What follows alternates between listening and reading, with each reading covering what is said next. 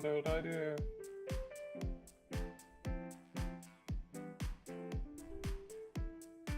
Alright. We should be live now. Hey, Ciscers! Welcome to the pre-show. Specifically you, also the audience. Hello, everybody. Well, in a way, I am also observing it. And by it, let's just say this. That's right, that's right. We're getting the sound effects early today. Welcome to the pre-show. Today we'll be having a talk show, Just Yappin. The weekly segment where I just talk to my friends about random stuff. We'll pretend we have a talk show. Can I get some monkeys in chat, by the way? Can I get some monkeys in chat for the dopamine release of hearing a nice guitar sting? Also, you are right, Dale. Today is Friday. In California. I love seeing just the visual GIF. Since I have the stream open on my right-hand screen, I have it muted so that I don't hear my voice and immediately go into aggro mode, as it happens every time I hear my own voice. Yeah, no, I get that. I get that. Oh my god, because I cut a clip from the day where I was testing all the sound effects for this dog show, and I always take psychic damage when I hear my own voice. It's every single time. I'm just like, oh, that's right, that's what I sound like. For me, it's every time I have to like go back into the D&D boards and like take notes. I hear my voice for like a couple of seconds. I'm like, oh, no, but after a while, I'm like, damn, this bitch is funny. You know there is something like. There is something, yeah, like, I was talking about this like a long while ago because I did like an interview for a company that was helping coffee rebrand, right? And I could see their faces, as because it was a webcam going back and forth, right? And it was funny making jokes and actually seeing people laugh, and I'm like, oh wow, maybe I am funny. Maybe I am funny. Hi Elijah, hi Dallas, hi Dale, hi Kitty. How y'all doing today this fine morning? We'll be going into the show in about a minute and a half.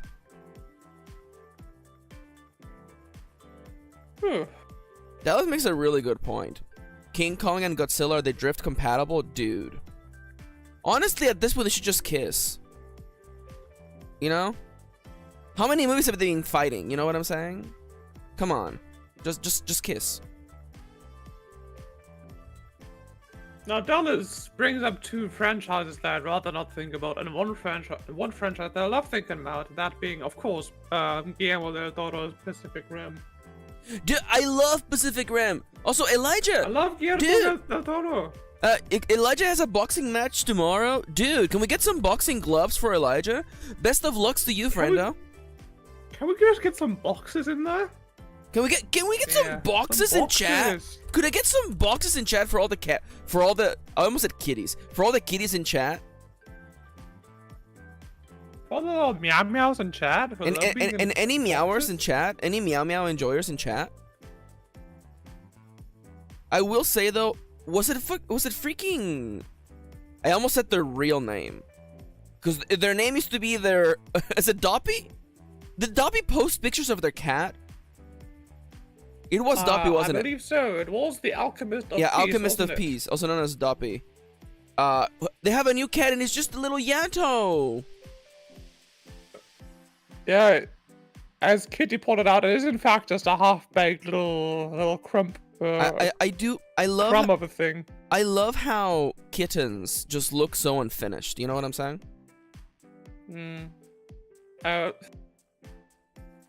I'm hoping maybe I can find some someday, but I do have pictures of Fanny holding all the cats when they were just little babies. Oh my god. Alternatively, you also get to see Fanny grow up as well. Yeah, it's kind of scary. The ever-encroaching advance of time. Speaking of that... Hey everybody! Hello! How is everyone doing today? Hello, hello, hello. Yeah, no, let's hear it. Yeah. Welcome to the show. It's just Yappin, the weekly show where I talk about my friends, about random things. Today I'm joined, of course, by the one, the only, the incredible. That's right. Oh, it's Cisca. Let's hear it for Cisca. Yeah. Thank you. It's a pleasure and an honor, as per usual. Yeah, you know, I gotta say, you know, we got a great show for you tonight. We got a musical guest, Sting. That's right. Yeah.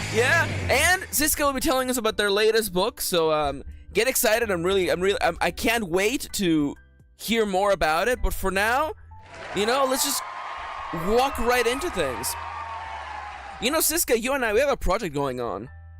Literally, like, tomorrow we're meeting up. We're meeting up back in the streets. Did our time, took our chances. Took our chances, indeed. We perhaps we even went the distance, I think. Yeah. And now we're not going to stop. I can go my way. You can't stop us. I can go the distance, yeah. So I realized that a fighting game canceled into the Disney's Hercules. I can go the distance. We did just take Eye of the Tiger by Survivor and turned it into that song, yes. No need to apologize. Anyways, so tomorrow we're meeting up. Again. Hi, King Dang. Welcome To the show. Please don't eat me. Yeah, hey, welcome to the show. Welcome to the show. Hey, the chat is also part of the show, by the way. It's true. Cisca, tomorrow we're having a meeting. Again, I talked to my family. We're supposed to have a meeting tomorrow as well, but no one's gotten back to me. So guess what? I love the way you call it a meeting. A meeting. We will have a chance meeting. You're coming into to meeting room 1, and somebody needs to connect the PC to the projector. I mean, you know, you are joking, but at the same time, are you yorking though? I am joking it, and by it, well, that just mean this joke. The crowd needed a second to see if that was a joke, but you know what? Honestly, I'm here for that. Honestly. That's like a 50-50 with every single thing I say, right? You know, jorking it at the club, and by it I do mean the audience. Okay, all right. Note to self: don't have a joke at the expense of the audience. Speaking of the expense of the audience, hey, I want to remind you can support the stream by going to coffee.com/ImKirin, top left corner of the screen. Anyways, so Cisca, I'm gonna be sitting down with as many members as we can of your D&D campaign, the Blue Lamp. Yeah. And do you have any idea for how, like, the length of this meeting, for how long it's gonna go? What are we gonna do in there? I'm just trying to gauge how long I have to take you away from your family. Last meeting we did like this. We were planning for 45 minutes. It can take as much as 2 hours, but of course you have no need. 5 hours. You have no need to stay any longer than like you think. Okay. But like 30 minutes, I think is like a good benchmark. Yeah, you know. It really is just so you can get like a feeling for the other players, maybe like how warm the water is, you know, if there's any blue algae in there. Yeah, for sure, you know. And again, you know, I've watched a lot of the Blue Lamp, so you know, I do have a feeling for the players, you know. Yeah, the first player who did that. Hey. What can I say? I'm pretty dedicated. Now, when will I finally make my D&D character? You know, I guess you're gonna have to wait for that. But you know, we'll see. I'm sorting out my priorities for June because June snuck up on me, and you know, a lot of things have been happening. Actually, you know what? Can we get a round of applause for my wife, by the way? Can we get a round of applause for my wife? Yeah, that's right. Today is my wife's last day at her job. Her job is closing, and it has been an absolute trash fire nonstop every single way. And I'm happy for my wife to be out of there, but you know, if you could send some hugs and kisses my wife's way, I think they would really appreciate it. Thank you. That's incredible. Yeah, but you know, I am looking forward to, you know, participating in the D&D campaign. Poor kitty. Well, And perhaps even another D&D campaign, depending on how this month goes. You might have to prepare 2 character sheets. okay, all right. So I don't know how to phrase this in a way that is not like cruel, but like, do you think we're actually going to start Webbington? Ebbington, first of all, Ebbington. second of all, I wouldn't count it out as a possibility.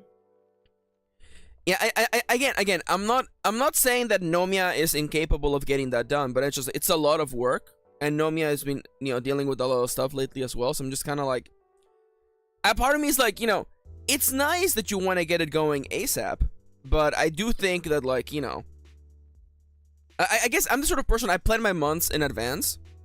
Oh, Adele asks, what's Ebbington? Nomia's been threatening us with running a suburban D&D campaign. And a bunch of us are signed up. Straight up, a bunch of us are signed up. And originally it was supposed to happen in March. But 2 of the players in the campaign had things going on. Cisca got sick. Kitty had her operation. And Nomia also needed more time. Kitty and I did have an operation. But also... Just Kitty's was a bit more important than mine. Oh my god. But, also Nomia didn't need more time to figure out stuff for the campaign.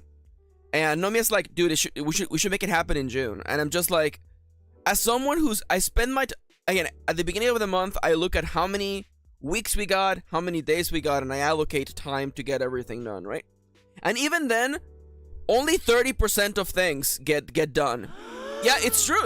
Only about 30% of things get done just because, life is always constantly lifing, I don't want to drag the tone of the show, but I do want to say that like, Kitty and I were currently dealing with family stuffs, particularly, the eventual loss of a member of the family, and it's just like, it just goes to show, just even having just one specific thing sending ripples across all of our plannings, across everything. And on one hand, woe is me, right? Woe is me. I'm not being as productive.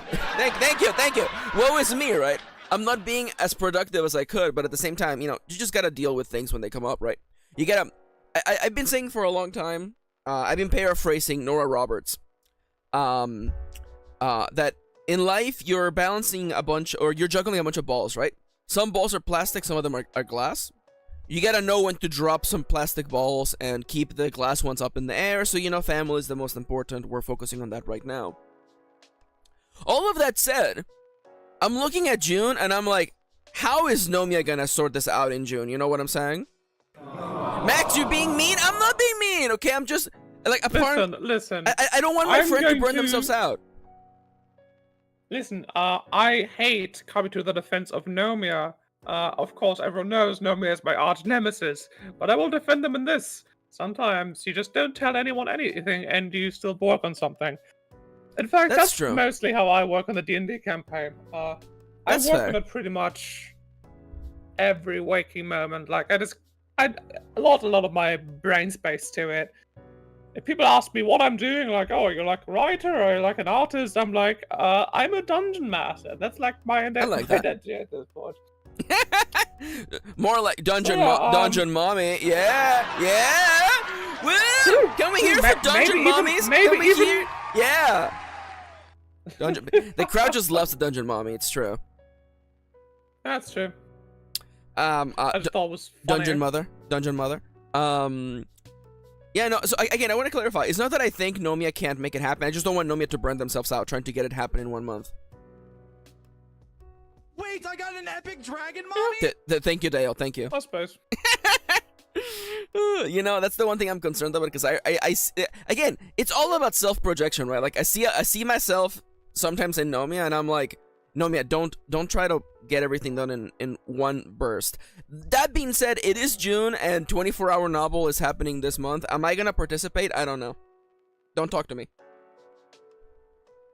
Straight up, don't talk to me. Yeah, I mean, we have some people in chat who may have like prepared a one-shot within like a single week. I don't know if those may be what to reveal themselves right now, but I don't know if they're shoutouts unrelated to Moontomes. Praise Moontomes in chat. Yeah, let's hear for Moontomes. Let's hear it for Yeah! Ronnie. Yeah, that's right. Let's hear it for the Moontomes, one of the favorite members on the stream. That's right. Yeah, exclamation mark praise Moontomes. We love them. We love them. Don't hear it because Ronnie's hard of hearing. Is that what the joke is? Is that what the joke is, audience? Yeah. Hey. Stop that. Stop that. Hey, listen. We love Ronnie on this chat, okay? Nobody's ever making fun of Ronnie at their expense, okay? Make fun at my expense. I'm okay with that. Dallas, that's very kind of you. Maybe you should direct that question at Nomia. Yeah. You should absolutely, definitely reach out to Nomia, you know? God damn it, King Ding. I just need to do things fast or die, says Ronnie. Holy crap. I have a bomb. Wait a minute. Suddenly a lot of things are making sense now. Wait, hold up. What are we cheering for again? Anyways, Cisca, do you have any idea who's gonna be showing up to Saturday? We've had a few people who haven't said no. I am going to drag Tekka onto a call if I have to. Yeah, let's go. So far, it's definitely Algernon, me, and you. Hell yeah. There's more than nothing. I mean, if you get to talk with one player, that's more than. Listen, I have plans for the campaign. Here's my plan. Okay, you ready? I'm gonna walk into the campaign. I'm gonna have whatever scene I get when I'm introduced, and I'm gonna find the character that my character is the most compatible with, and I'm just latching onto them. Because I have no one in this setting. I've been asleep for like 1,000 years or whatever. I have no one and nothing. I've been pretty much in Stacy's for so many years, and I'm like, whoever I'm the most compatible with or the least compatible with, I'm attaching to them, and I'm just gonna be like literally in all of their scenes. That's my plan. Gordon Freeman syndrome. Ronnie, I was trying very hard not to make that joke, but you know. Wait! Whoa! Wow, Ronnie went there, huh? Damn. I do, by the way. I have a whole setup. I want to figure out a bowling for soup joke in there, because Stacy's name reminds me of Stacy's mom. Has got it going on. If you know what I'm saying. I mean, that is a joke I just made as a dungeon master, where I added like a whole bullshit plot to Stacy's mother. It's fun. I hope you get to see all of it. I have some excellent ideas regarding your character and how you play into the campaign. Oh, absolutely. And I'm excited to show all of you all of that. Hell yeah. And again, I'm a very yes and kind of person, so you know.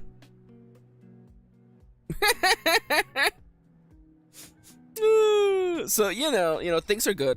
I'm excited. I'm very much excited for things. Now let's move on into. That's right. It's time for just random topics. Cisca, is there anything you want to talk about, Cisca? What is your current hyperfixation that is not D&D related? Well, the tough one. Firstly, I don't really hyperfixate. I'm not that kind of autistic. Secondly, I have a hard time thinking about anything that isn't at least tangentially related to D&D. I mean, that's perfectly fair.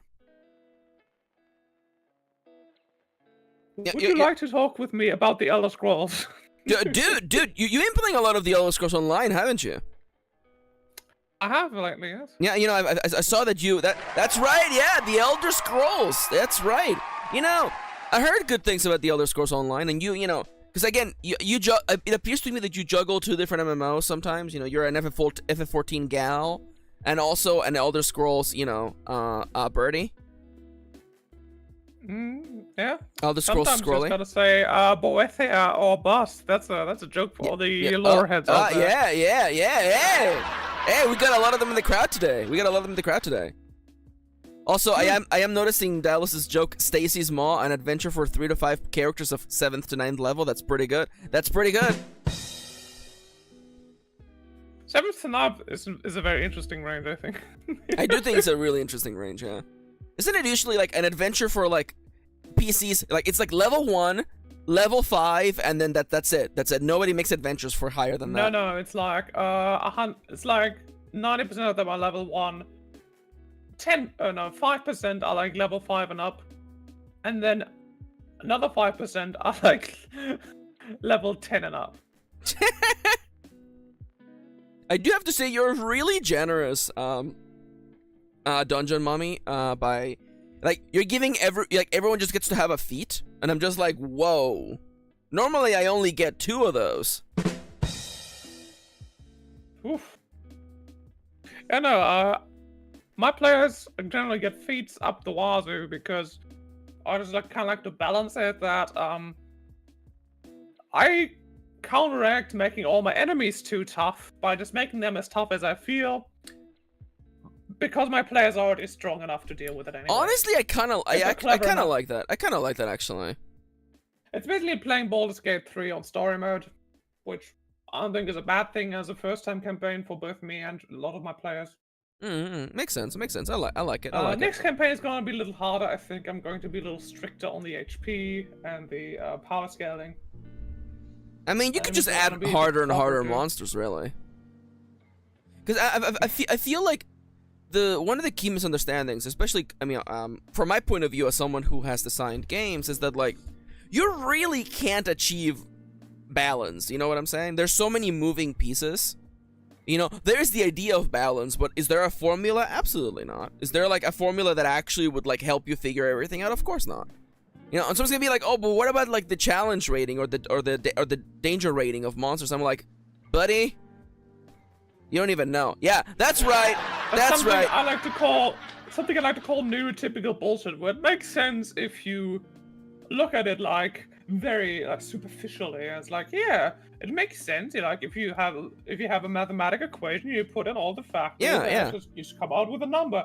And it's like, have you ever played D&D? Yeah. Do you have friends? Are you perhaps?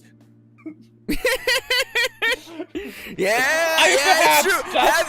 You know that between making it and playing it, you know, like that's basically where like the rubber hits the road. You know, if you can pardon an American expression, you know, because like there is so much you can imagine, so much like designing you can do at the table. I guess at the designer's table, and then once it actually hits like, you know, the grid and the minis, and then you're like, oh yeah, rangers kind of suck if they don't fight within their own domain, huh? Wow, okay. Are we gonna fix that? No. Well, I promised not to talk too much about D&D. I was going to talk to you about the Elder Scrolls, not just the Elder Scrolls Online, but the series at large, the kind of franchise. Because I do have a lot of things on my mind currently. Dude, I love that. So you know what? Welcome to the Elder Scrolls, a segment of the stream where we talk about the Elder Scrolls. Cisca, what was your first Elder Scrolls game? I'm what we in the community call a Sky Baby, where I started with Skyrim when I was 13 years old. I was youngish. Alright, fun fact. As for me, I remember going to my, to Target. Yeah, that's right. I remember going to Target and purchasing the Game of the Year edition of Morrowind. And installing it on the computer that I got for free from the school. To help low-income families because we had just moved to the United States. And I remember probably doing the opening section of Morrowind and dropping it like a hot stone. That's right. Absolutely. I had no idea what was going on. Now, this is one of these cases where I can't actually really recommend the games to anybody at all. If you like coming into a game, immediately understanding everything, and having a great time from beginning to end, these games are not for you. Who are these games for? These games are for people who already played the games when they were children and kind of got stuck on their minds. The way I did it was I played Skyrim for a entirely unhealthy amount of hours. I got my parents to buy me Oblivion for Children's Day, I believe, 2014. Played through that, all the DLC as well. Then, finally, I tried getting to Morrowind, and then I didn't have a PC on my time, so I tried playing it on my brother's PC, and I just had the same experience that you did. Until years later, at my own PC, and I looked up, actually, okay, maybe I want to play this game. Maybe I want to enjoy this game. So I actually looked up a video, a YouTube channel up here on YouTube, and they just had a full guide on how to play the game. Oh. And there's lots of resources to make the game playable, which I did eventually start playing it. I got pretty far several times. I just kind of dropped the game eventually again, but I did have some memorable moments with Morrowind, and it does have a very dear place in my heart, of course. A lot of my world building, a lot of my art is inspired by Morrowind Yeah, nowadays. I definitely get that impression for sure. Yeah. I think it's really interesting, especially what you said about, like, you know, who are these games for? It's for people who played them when they were young and they just like replaying them.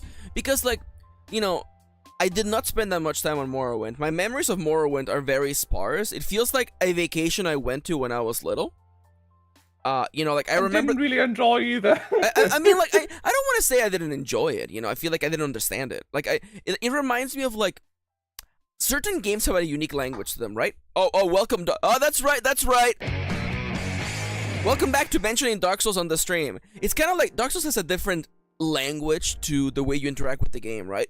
You know, because up until the first time I interacted with Dark Souls, I played a lot of action games, you know, Devil May Cry, God of War, stuff like that. And those games are very forgiving. They just let you just smash buttons and deal big damage, which, again, nothing wrong with that. I love it. But Absolutely not. A game like Dark Souls, it asks you to commit. It asks you to commit to your choices. And if you have commitment issues, you know, that's not gonna work. That's right!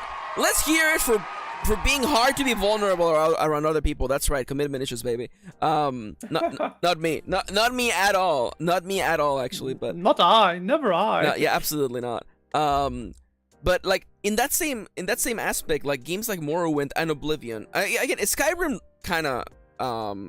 I don't want to say made things easier, but it definitely, what is the word that I'm looking for making streamline things a lot. Thank you, yeah. Which, to me, streamlining just means, like, evening things out, you know? Like the hardest things became less hard and the easiest things became more easy.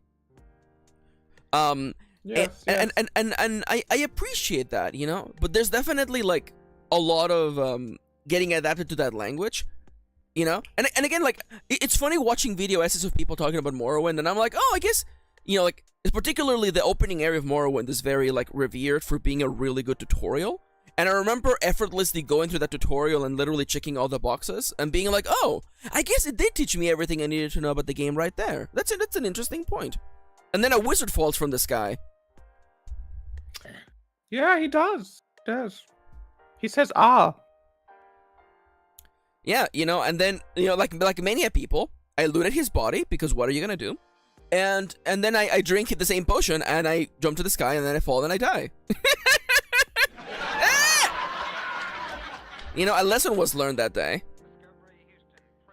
A lesson learned being that moments before you fall back down to the ground, you just have to drink the potion again, and it will bring your acrobatics up to a point where you don't take fall damage. Yeah, I definitely knew that. You know, I also played Again, a bunch of... This only occurred to me after I'd already learned the language of the game. It was like, oh. I remember... It's all just about the stats, huh? I see the numbers now. I can see the matrix. You see you see the language now. I remember, oh my god, I remember some classmates being super excited about Oblivion and talking about how, like, if you fired an arrow, you could pick it up. And I remember being like, wow. Games have come a long way since Pac-Man. And I will say though, I did put a bunch of hours into Skyrim, but I'm like the worst person for playing an open world game like that. Because, like, I will not do the main story. Like I'm the kind of person where, like, if there's a fork in the road, and one side says the main quest, and the other one says fall down a hill and do all the side quests, I will take the side quest path every single time. You will jump down headfirst down that hill. Dude, I will just jump in there. You know, I'm gonna do like... And you might get a concussion, but you might also get a cool sword, so... It's true. Who's really the winner here? Yeah, yeah. You know, I'm pretty sure I put like 60 hours into Skyrim without getting any of the dragon powers. And then people were like, oh yeah, the shout powers are really good. And then I was like, the what? You can do what? And then I finally went up there and I'm like, oh, I have shout powers now. And then I never play the game ever again. I wish I could say I had that kind of experience. That probably would put me in a more sane light, but no. Because the game when I was 13, I played like 400 hours of it. I learned the game in and out, and I was the most obnoxious little preteen. My favorite shout, by the way, for all you Scarameds out there, is Ice Statue. The words for which being East Flesh Loose, meaning Ice Flesh Statue, which turns your character, creatures in front of you in a certain cone into ice statues. Of course, Skyrim having the physics that it has, means instead of just being frozen in place, they actually just start ragdolling, but they're just very stiff ragdolls. Also, by the way, I love, by the way, like, if there was ever a sign of like, hey, Cisca, tell me one sentence to showcase that you're a fucking dungeon master, is that you use the word creatures instead of enemies or anything. Yeah, you did like the Magic the Gathering, making sure that the text on the card was applicable in more than one scenario. It's just something I had to learn from creatures. being a dungeon master, where, if I just put enemies here, then it doesn't affect a certain kind of like entity. If I put humans here, so it only affects humans, and like someone's gonna be like, basically, I approach dungeon mastering with the rules lawyer already in mind, since I had listened to a bunch of like D&D podcasts before, and I'm like, and I remember distinctly many times it was like people asking very specific questions like, oh, is this a magical effect? Oh, is this a spell? Is this attack? Does this affect this creature? And then the dungeon master being like, no, it says humanoids, I guess. I'm like, okay, I'm going to avoid all that. Yeah, avoid the whole humanoid ball. I like that. Cisca, can I ask you a tough question? Yeah. Welcome back to Tough Sections, a segment of the show where I ask my guests increasingly harder questions. Cisca, imagine a scale, right? Imagine the scales. There's the 2 cups of the scales. There is storyteller and rules lawyer. Which of the scales is heavier? Are you more of a rules lawyer or are you more of a storyteller? I'm absolutely more of a storyteller. I mean, the impetus to me becoming a dungeon master in the first place was that I had a story in my mind that I really wanted to tell. I really wanted to do something with my friends. I was like, I'm never going to write a book. I'm never going to make a movie. I'm never going to make a video game. I don't have the know-how for any of that. You know what I do have the know-how for? D&D. So I was like, okay, I have no one to play D&D with, so I'm just going to make my own group. And then, bit by bit, I just dragged myself to the state in which I am now. This whole that. D&D operation was not quite as distinct and eloquent as you see it now, but I mean, like, what is though, right? What is? It's like, like, I hate to like, here we go. It's Max gonna mention Critical Role and Matt Mercer. Listen, I love Matt Mercer. I think he's a great voice actor. I just think that Critical Role gives people the impression that, like, D&D is something else than a game that you just play with your friends. And I feel like there's a lot of like expectations of like it has to be this particular way, and I'm like, nah, man, it's a fucking game. You can play it however you want. And maybe I'm the poster person for this particular like mechanical thinking, because I'm like, for the part-timer, there's been probably like 15 dice rolls across like 4 episodes, And most of the time, what I love about role-playing, especially with my brother, especially with Blakesworth, the role-playing is just, or the mechanics are just like the tiny little bit of oil you put on the pan before you slap in, the main actual entree. You know what I'm saying? Yes. The mechanics help to alleviate some of the friction, as opposed to, in some other campaigns where the mechanics can be the friction actually that, stops the roleplay. But again, I'm not judging. Even actually, fun fact, yesterday, Cisca's gonna appreciate this. Yesterday, Kirin and I, we were doing some thrifting. We went to a local secondhand store. They have a book section.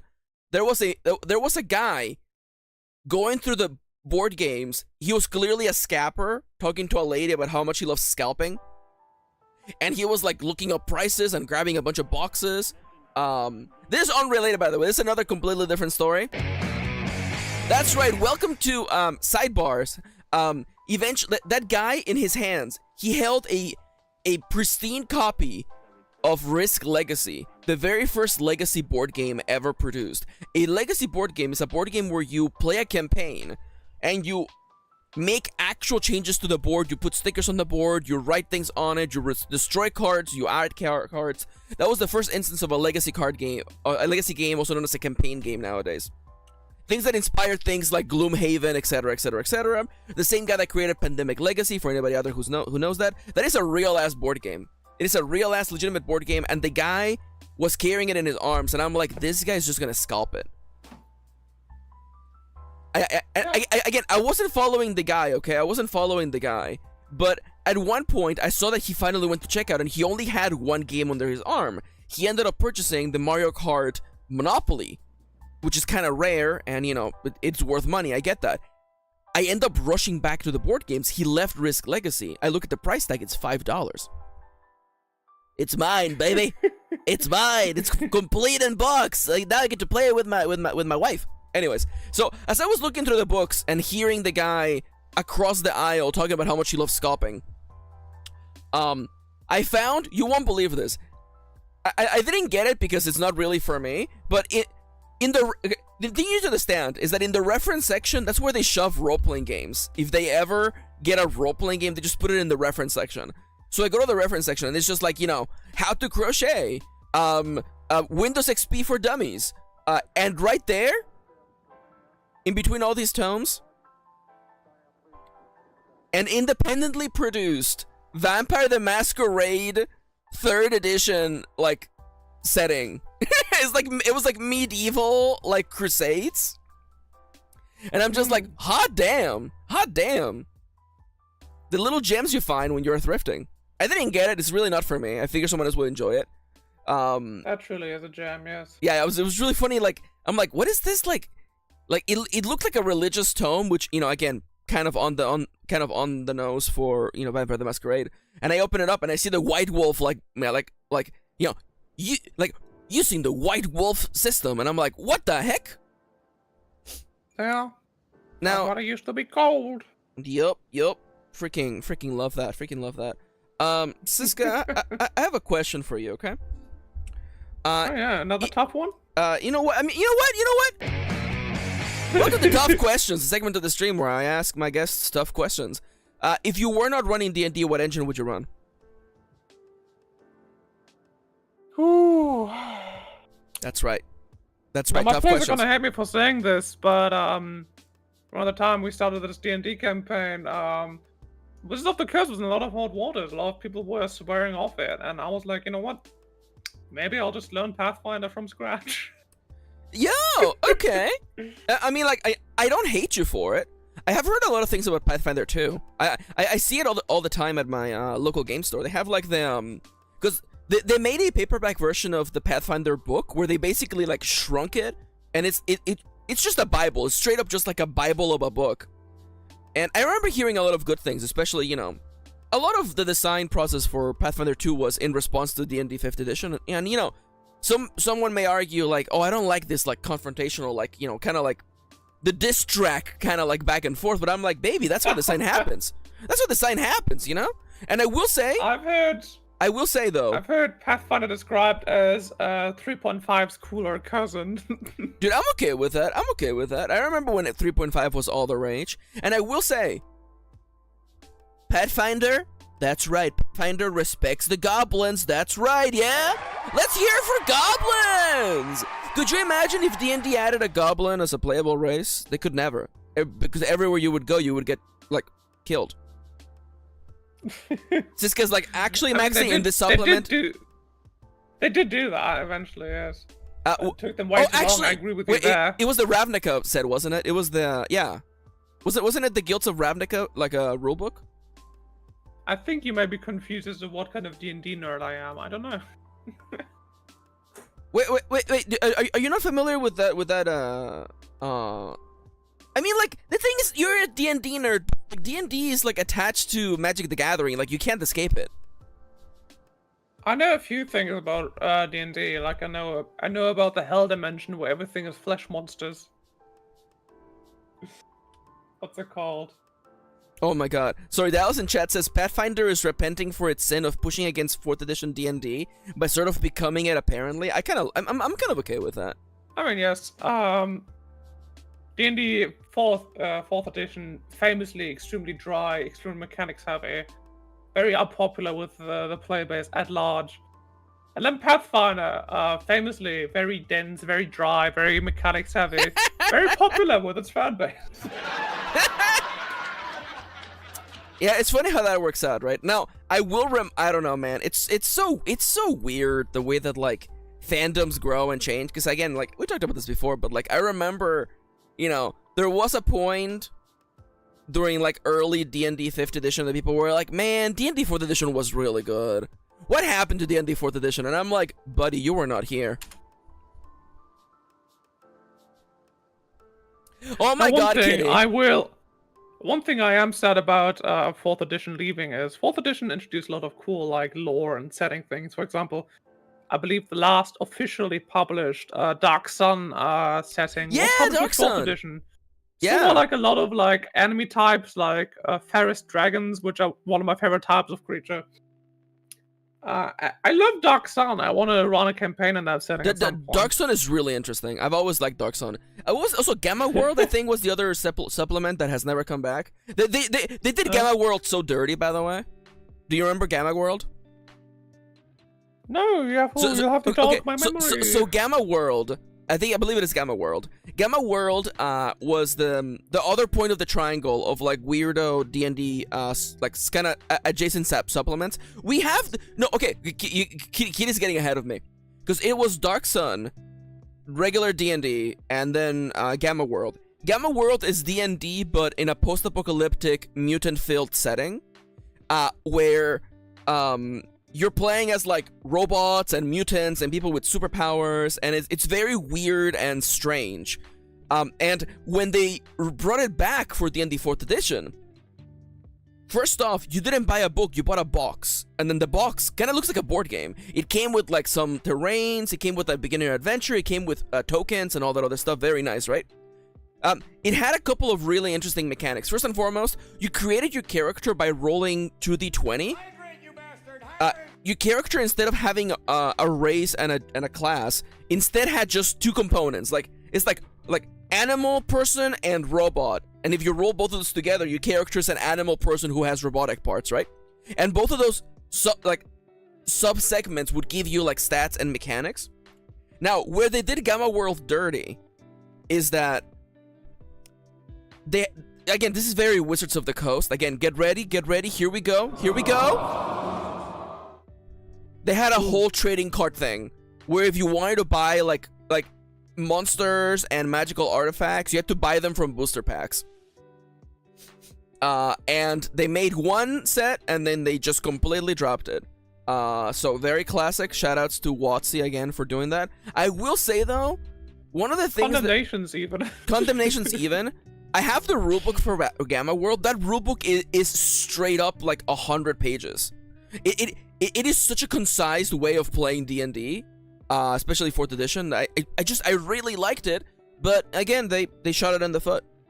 This is why, by the way, in case anybody's wondering, Dungeon Crawl Classics has a mutants world that is literally what Gamma World used to be, but you know, even more crazy because Dungeon Crawl Classics known for being extremely silly. Cisca, are you familiar with Dungeon Crawl Classics? I'm not. So this is part of the old school renaissance, the OSR, a movement of tabletop role-playing players and creators wanting to create games more like old school D&D, particularly advanced D&D. I have that book. It has pop culture references. It does. So I came to find Dungeon Crawl Classics before I got into role-playing games because Plaguesworth went to a flea market and someone was selling one of the Kickstarter exclusive leather-bound books, and the spine for it is straight up like 2 inches wide. It is like 6 centimeters. It is leather bound. It has like 15 bookmarks. And it's a relatively simple system. It harkens a lot back to like advanced D&D. And the one thing that I love about, and again, some people will hate this. I love this because I just love the randomness of life, the randomness of role-playing games, right? It has something called the funnel. Cisca, have you heard of the funnel? No, I think you're about to tell me. I am about to tell you. That's right. Welcome back. Welcome back to That Was Not a Genuine Question. That was actually a question that I wanted you to ask back at me. Very much in the style of Metal Gear. The funnel. What's the funnel? The funnel is the beginner adventure that everybody who plays Dungeon Crawl Classics has to do, where you don't roll one character, you roll about 6 characters, who are made of just having their job. So you roll on this big old like D100 table. And it's like, this character is a pig farmer. You start with one pitchfork and like 2 gold pieces. 2 copper pieces, let's be entirely honest. And it's like, your second character is a dwarven craftsman. You have a magnifying glass and like a tiny little hammer. And you roll 6 characters this way. Everybody has like 6 characters, right? They fit in a goddamn like index card. And you go through a level 1 campaign where everybody goes into or a level 0 campaign really. And everybody goes into a dungeon. And the characters who survive become level 1 characters. And they actually get to take on a job and stuff. And get spells and stuff like that. And the implication is that you have these otherwise normal people who, for a reason or another, have taken up on adventuring, and most of them don't survive. And I love that. I love the idea that, like, you know, because you can pool resources between all of your characters. There's this meta to the funnel where, like, dude, this character has good stats. I'm gonna give them, like, this character got like leather armor. Okay, I'm gonna give them the leather armor. And oh, this room might have a trap. I'm gonna send this character in first. Yup, they're dead. Okay, it's fine. I still have 4 more characters. It's fine. It ends up giving you the high rush of, like, you know, high stakes, no reward really, but you know, again, like, yeah, go on. That's very interesting game design, I think, because that's like so contradictory to the way games are designed nowadays, I feel. And again, like, most people, you know, they probably would not like a mechanic like this. I love that because it's not that I'm a very creative person, but I just love the randomness of what can happen at the table, right? And the stories we can tell together. That is what I love the most about role-playing games. You know, that's why I again, every time I've done an actual play on this channel, it's been a whole lot of, you know, like, what happens next, you know? Like, characters appear out of nowhere, and we figure out their story and how it connects on the fly.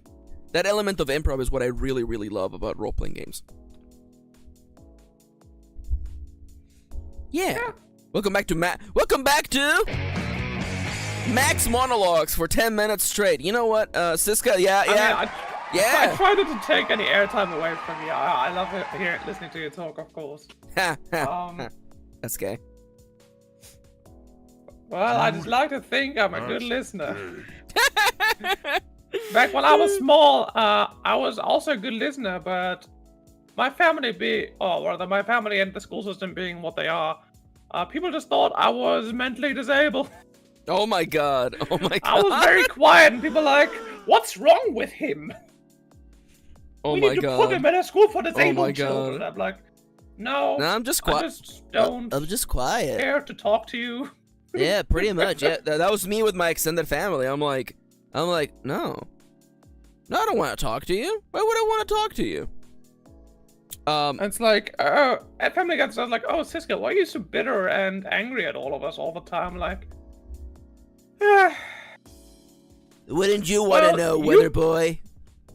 I always tell people you get what you give with me. So, what you put in is what you get out. I mean, like, okay, so welcome back to a completely earnest conversation about relationships. Okay, listen, I'm gonna be entirely honest with you.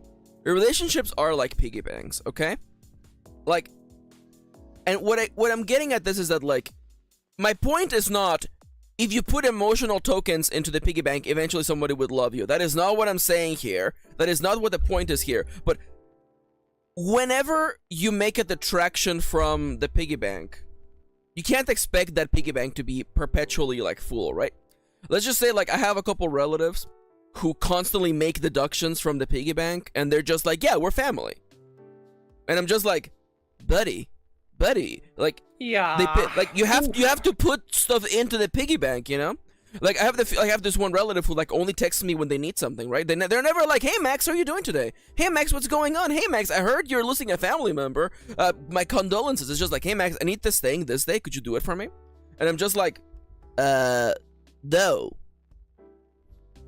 Actually, I actually can't do that. I actually can't do that. You know, a relationship, you know, it's a give and take, you know. And some people, some families, they just completely forget about that. Yeah. I had a lot of that when I came out as trans, and all my family was just kind of dismissive of it, like, oh yeah, sure, you'll get over it. It turns out I did not get over it. Turns In out, the end, I was just like, you were not over I it. was looking at a lot of my relatives very differently, like my grandparents, my parents, my brothers.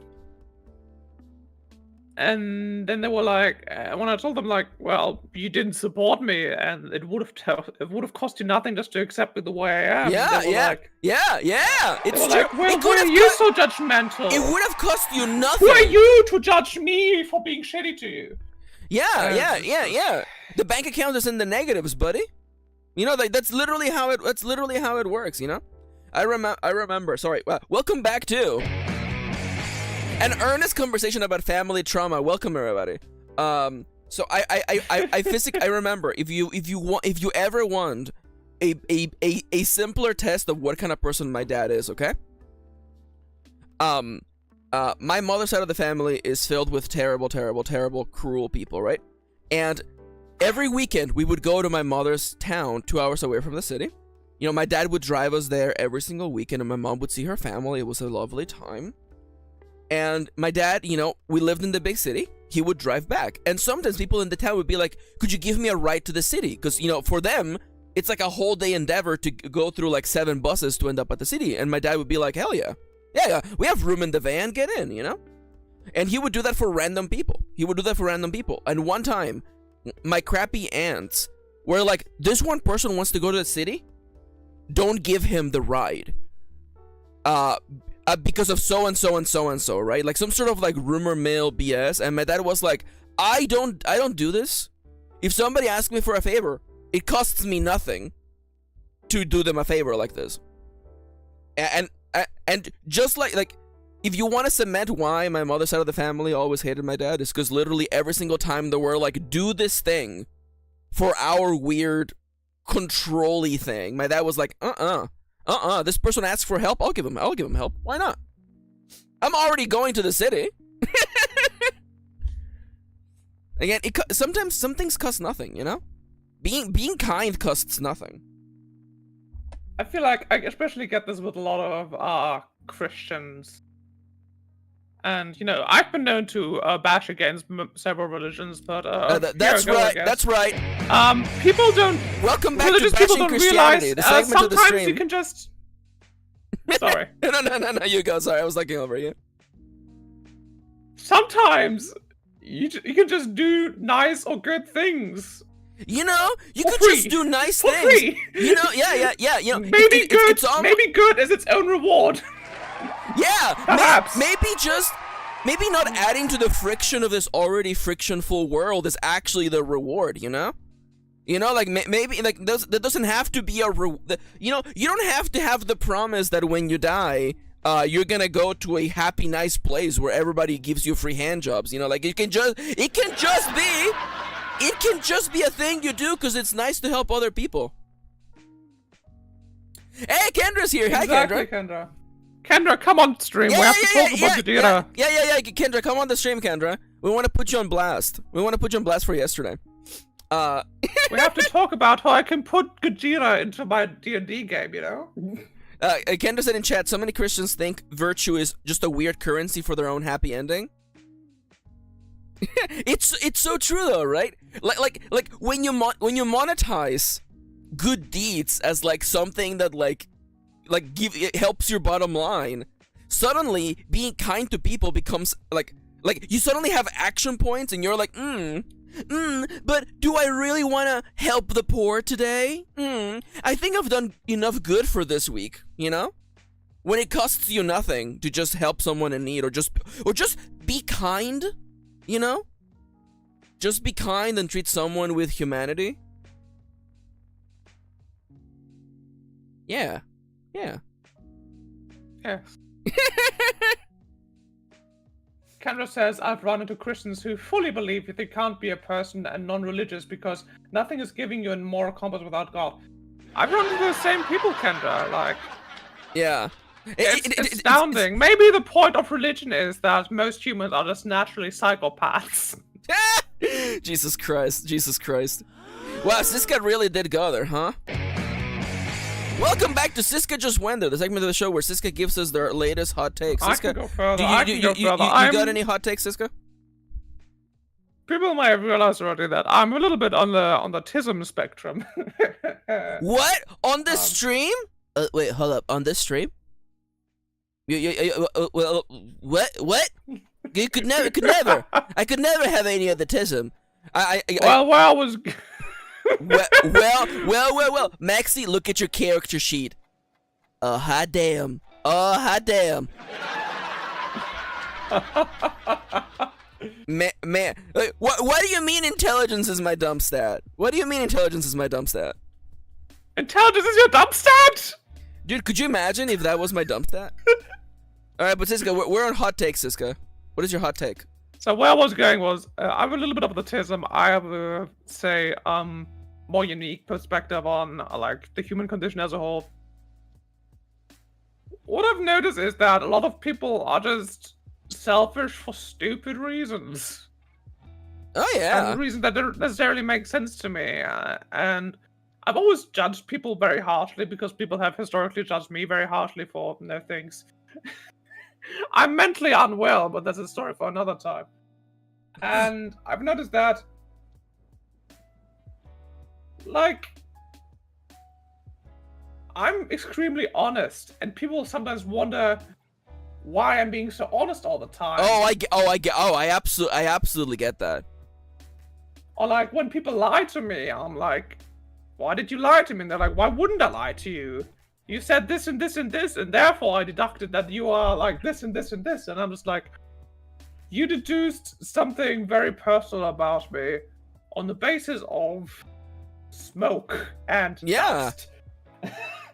Yeah, absolutely. Smoke and dust is the currency of neurotypicals, I feel. Oh my god, oh my god. They will just make up a fact about the world and believe in it as if it was God or something.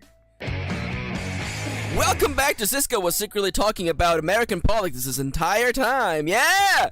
Yeah, let's hear it for our country is broken, fundamentally broken. No, but like actually that is something like I've personally dealt with this as well, you know, where like because one side of my family was built on, as you said, you know, shadows and dust, and everything was just like mind games. I developed a lifestyle of just telling people how I feel about them, and just telling people honestly what I feel. Not the truth, by the way. I hate when people are like, "I'm just telling you the truth, buddy. You're just sharing your opinion. That's all it is. Like you confused your opinion with objectivity, which is a very bold mistake to make, by the way. But people tell me like, I've had people who don't believe me when I say things, and I'm like, why would I lie? Like I don't have the time or the energy to like BS. You know, if I tell you I love you, it's because I actually do love you. If I call you my friend, it's because I do think you're my friend. Because life is way too damn short for me to like beat around the bush, you know? I was just reminded of this whole thing because Ronnie, God bless him, had to once again be the moral compass for a person who just completely lost it, just got completely lost in the sauce. Once again, took the shadows and dust around them to be walls made of concrete. And aww. I love Ronnie a lot, especially because you can't reduce Ronnie. You can hit them, you can try to destroy them, you can try to corrupt them, you can try to gaslight them. Ronnie will always be Ronnie, and Ronnie is always right. Yeah! Let's hear it for Ronnie! Dude, Ronnie contains multitudes. This is, of course, at Ronnie's liberty if they want to share anything about what happened. I personally said I prefer not to think about it anymore, but honestly, it's just so much bullshit. I just couldn't help but mention it. It's over.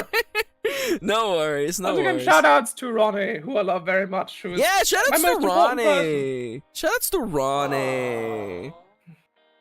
No. And again, like I've had people who like they think I'm like fake just because I tell people like, no, it's not because I tell people what I actually feel. It's because I tell people earnest, kind things. They must assume that I want something or that I'm up to no good or something. Or I'm just being like overtly sweet as part of my character. No. My character on the stream is wanting to burn down a manor in Minecraft because it would be funny to make Nomia mad. That is my character for the stream. Yes. The real me is always constantly on show. Is the person who talks about, creative endeavors, talks about the joy of making art, the joys of being creative, and also I'm just endlessly blessed with the incredible people in my life. Literally just yesterday, we got a package from Cade. Cade made a little care package for Kitty. And we got it in the mail yesterday. Because, Kitty, is going through a lot of things right now. Literally, it's the last day of their job. Let's hear it for Kitty. Yeah! Kitty's shitty-ass boss is like, hey, wanna just stay here longer? Wanna just prolong the inevitable and suffer more here? And Kitty's just like, though. Why would I want to do that? It goes back into the piggy bank we were talking about, doesn't it? Yeah. Doesn't it? It takes us back to the piggy bank, doesn't it? And Kitty said yesterday, with tears in her eyes, we have such good friends. And it's true. We have incredible friends, and you're one of them. That's right. Welcome back to telling my friends earnestly how I feel. Yeah, I love you, you stupid dork. I love that you were it was really funny for me. I'm gonna put you on blast, by the way. When I was making characters for the Final Fantasy 1 randomizer, and I decided the knight would be you, and you were like honestly shocked that I would put you in there and that would make a custom spread, and I'm like, wait, you're my friend. Also, you're like the only one who would be like the tank. Yeah. I'm pretty tanky. I'm pretty beefy. It's true. If part of it is just that I'm kind of dense. Oh no! Oh, I don't have a. Yeah. Hey now. No. I feel like the litmus test to see if you're my friend is if I send you a Christmas card. If I'm okay with you having my address, I feel like that's the sign of like, yeah, you're my friend. Yeah, because I've talked about this before on the stream, just very briefly. This is something that I don't like to cover because it brings me back to a dark time. But I dealt with several stalkers on the internet, people who got really, really gross and were reaching out to my friends to find out my address and stuff like that. So I'm really protective of my personal information. So me sending you a Christmas card, even sending Seka a Christmas card is just indication of like, I trust you. You're good people. And I love you. Well, shucks. Yeah, I get wrecked. I don't know what to say to that.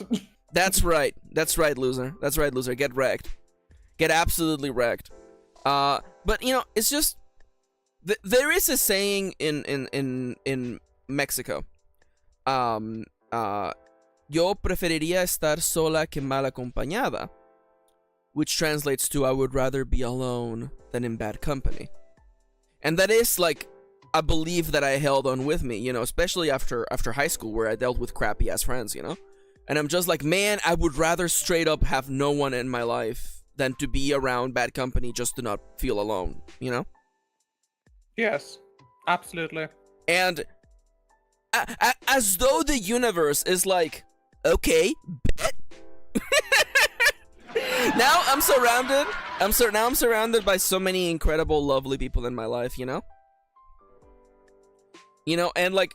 I do want to say literally, we were talking about doxing each other online, and Ronnie said that like their Twitch username used to be their real name, and I'm like, I remember, because before Ronnie changed their name, you know, I would see their notifications on social media. I'm like, oh yeah, there's so and so.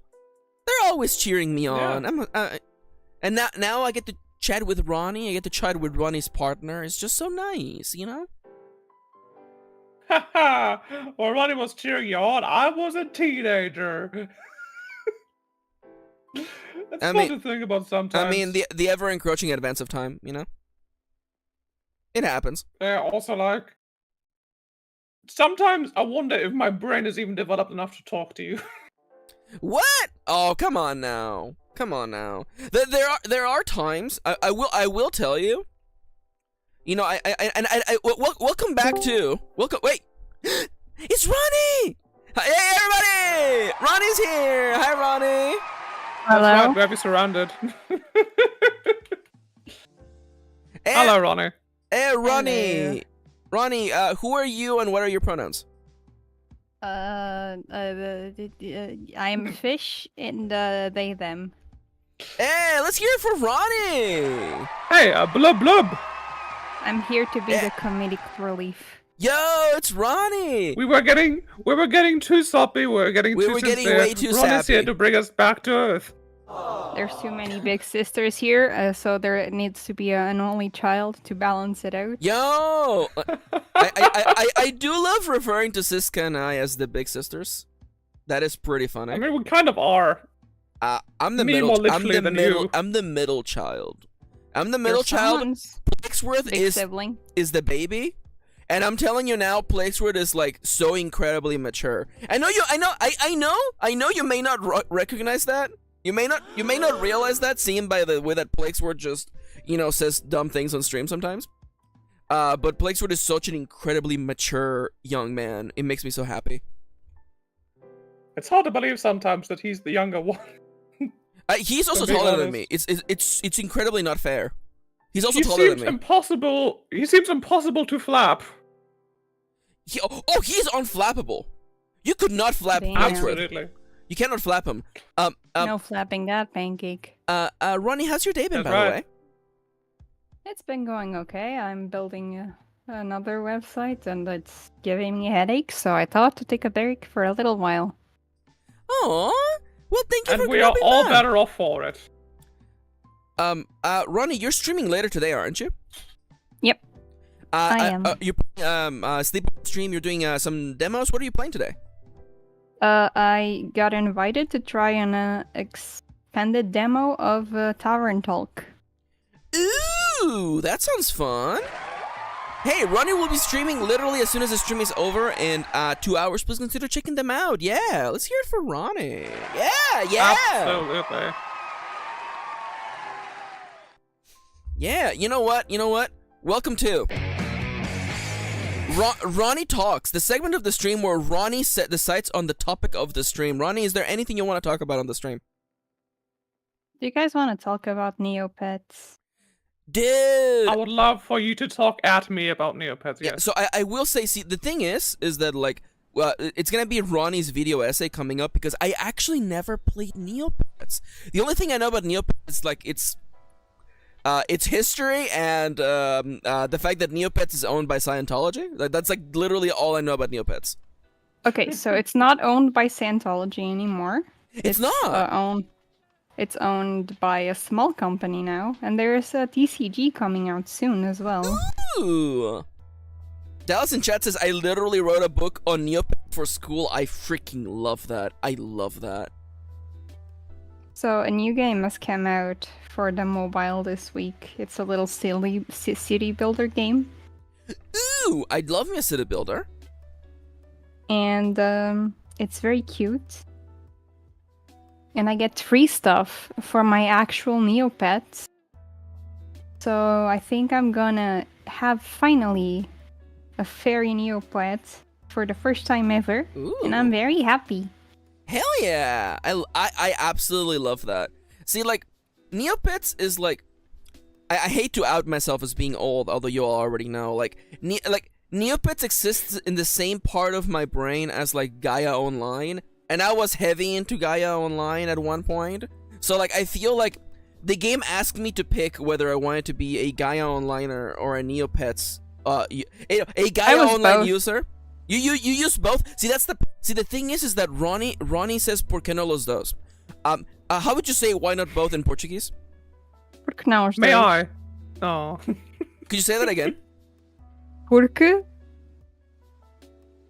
It's porque, but sad? Por quê? Não, No. os dois. Os dois. Man, Ronnie, I do want to apologize personally to you and to the people of Portugal. Don't apologize. You don't deserve apologies. Every time I talk about Portuguese, I'm like, Portuguese seems like if Spanish was trying to be Elvish. And I'm just like, why does it sound? You know, Ronnie, I would love to have the other point of view. What does Spanish seem like to you as a native Portuguese speaker? It sounds like Portuguese, but happy. Ah, you think? Oh, I love that. I love that. It sounds like Portuguese, but happy. I love that. So, fun fact on TikTok, if you get European Portuguese videos, the subtitles, the automatic ones, show up in Russian. What? Oh my god, I love that. So nobody knows what Portuguese is. Nobody knows what Especially Portuguese European Portuguese. No one knows what we're on about. Oh my god, I love that. I absolutely love that. Again, I'm a big nerd for linguistics. I absolutely love studying different languages. Yeah, as someone who speaks at least two, you know, I have a little bit of other stuff here and there, you know. I did Germs and Lerman, you know, a while back. Mm-hmm. I'm just constantly nonstop amused by, you know, the little differences between language, and always perpetually baffled by people being like, yeah, just translate from one language to another 1-to-1. Just do it. Yeah, that's easy for me. How many languages do you speak, Ronnie? I mean, like, main languages, I'd say Portuguese and English. And Okay. I can have a go at any, like, romantic languages. I can understand them almost all perfectly. Oh hell yeah! I love that. So I guess in that aspect, Italian is that the last romantic language? Oh, is Spanish? You would understand Spanish, Italian, Italian, French. And Romanian. It literally has Roman in there. Mm-hmm. Oh, But Romanian is harder. Dallas is Romanian, I guess. Okay. But I Romanian, I guess sound. guess. Wow. I guess sound-wise, I think Portuguese and Romanian are more similar. Really? That's interesting. And If Portuguese indeed can be close to anything, as we've established, it's a bit of a unicorn. lots of not so much nowadays, but like in the early 2000s and stuff when I was growing up, Portugal was like considered Eastern Europe, but like on the other side. Huh? It was a Eastern European country, but That's like so on the funny. other side. That's like we so were lost on the funny. map. That's so funny because it's also like it's like as far west as you could possibly be, I guess. Yeah. But since we were so delayed and our language sounds so harsh and stuff, That's so funny. People used to say that we were like lost Eastern Europe, Oh my god. and we were more communist than we are nowadays. So it's just you got me thinking about how usually in fiction vampires are represented with an Eastern European accent, and it's just like Portuguese vampires. Let's go. Yeah. Hell yeah. They just I mean, we're drink speaking wine. to one right now. Ah! Yeah. Interview with the vampire, anyone? Dude, interview with a vampire. Oh my god. Okay, welcome back to Interview with a Vampire, the segment of the stream where we ask Ronnie random questions. Ronnie, I do gotta say, Ronnie, when are you running another tabletop role-playing campaign? I actually got the game recently. if anytime you want to play it. It's called Yaziba. Yaziba? Yes, and we yes, don't need to make absolutely. characters or anything. It's just the game has a set amount of characters that are made, and we all just play Ooh. it together. The story keeper is just the one that keeps track of stuff. Other than that, it's Okay. just keeping the book open and role playing. That's interesting. I love that. Once again, that is YA said EBA. Yeah, I'll write it in chat. Yeah, thank Sorry, you. I'm not good. I think you got it. Yaziba's bed and breakfast. Yes. Oh Yes. my god! It is also on Itch.io. First off, I'm following them. Again, the thing about designing role-playing games is that I consume tons of role-playing games. I'm just like, oh, look at that. Ooh, I like that mechanic there. I love the idea of you not making characters, actually. Like, the characters are already just in there. I love that. There's one called the Moon Prince. Yeah, no one's allowed to play that one. Ronnie has dibs. I see- Also, another fun thing in that game is that, for example, the sessions are in chapters. And for Ooh. example, for one chapter, you can play a character, but for like the next chapter, someone else might get to play that character. I love that. Again, I'm a huge fan of forgive me for saying it so bluntly, but RPGs that completely steer away from the D&D like mold, I guess. One of the first tabletop role-playing experiences that I ever had was with the Amber diceless role-playing game, where at character creation you bid on what your stats are, but it isn't like, oh, I have 20 in strength. It's like you bid to see who has the most strength, and the character with the most strength always wins strength checks against everyone else. So like, and the game is a lot about like noble houses, you know, with like princes, and you're like stabbing each other in the back and making deals and stuff. So like having like completely diceless, and you begin character creation by bidding, you know. It's like, you know, how good is my character at fighting? Am I good enough being the second best or the third best?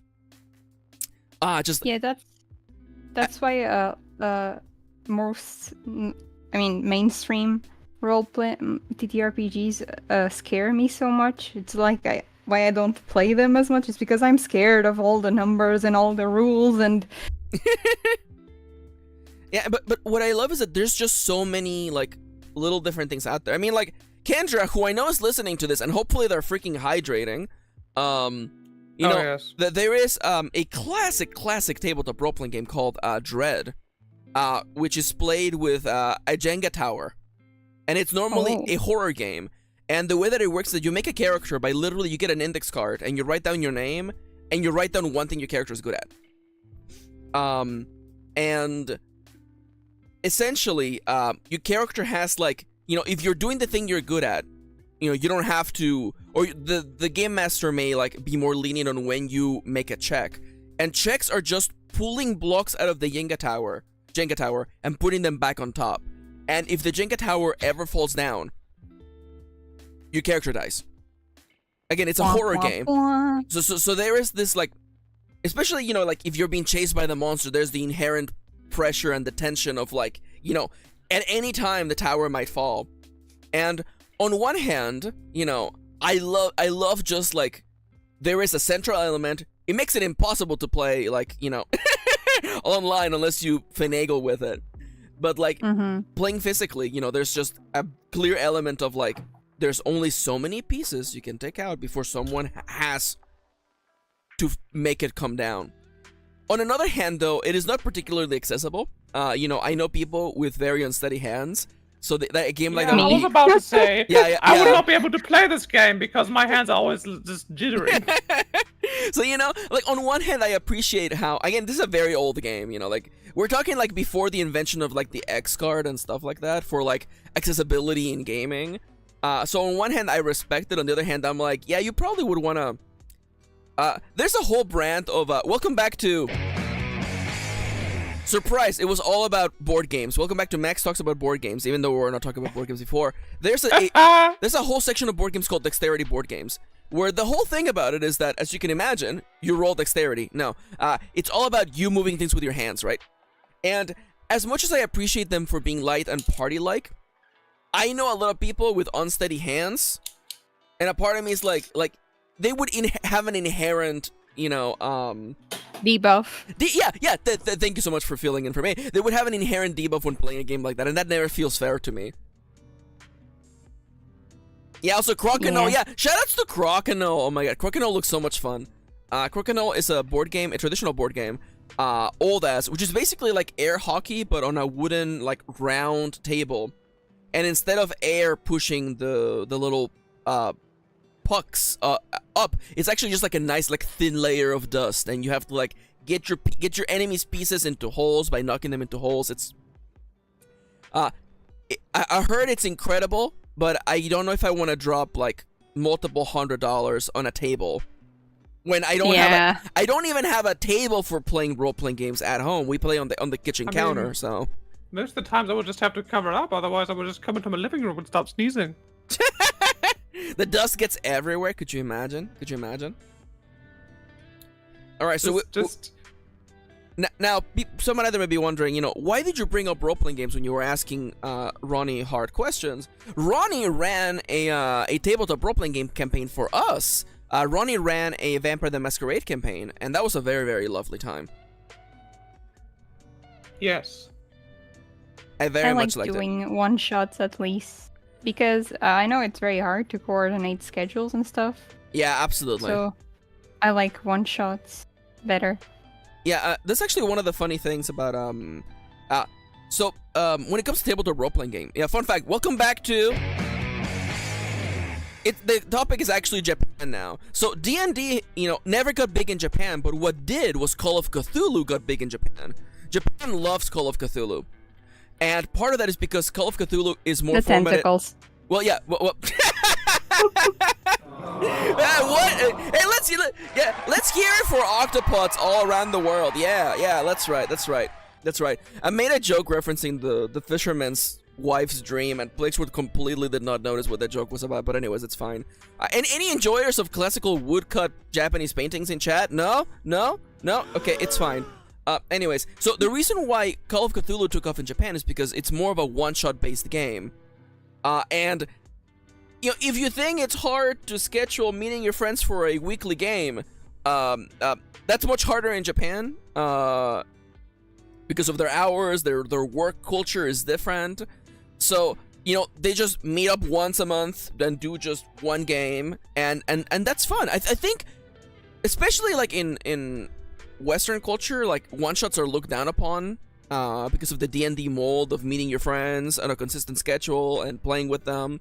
But honestly, like, I like one-shots. I don't have difficulties making characters. Maybe that's just a me thing, you know? Again, I made Connor in like 2 seconds. In my head, I was just like, okay, freaking, like, money goblin. That's it.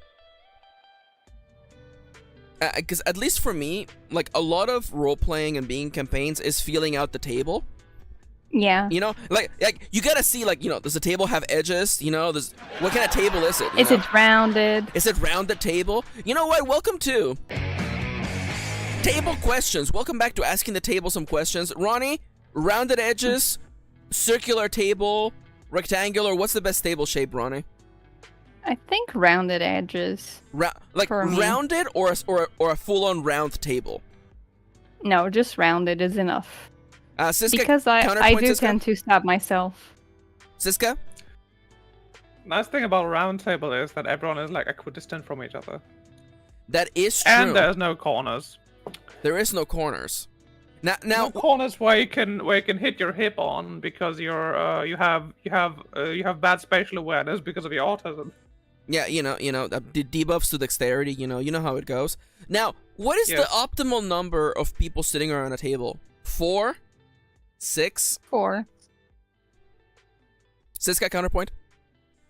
Oof. 3. 3? Ooh, 3 people at a table. A triangle. It is the perfect shape. It is the perfect shape, you know? I have a very specific table in mind, which is back home when I used to live with my father. We had a couch table And every Friday we would sit on and eat pizza, and there was one side that would be turned to the TV that no one would be sitting at, so we would just all be having a nice view at the TV. Oh, I like that. So, I like yeah, that. either 3 or 4. I suppose. Fellas with cats, welcome back to. That's right. It's now about cats. Do your cats also form the triangle? If you know what I'm saying, like if you're talking to someone else, the cat will align itself so that it forms the third point of a triangle. Do your cats do that? No. I mean, it's just a Yanto thing. Cisca?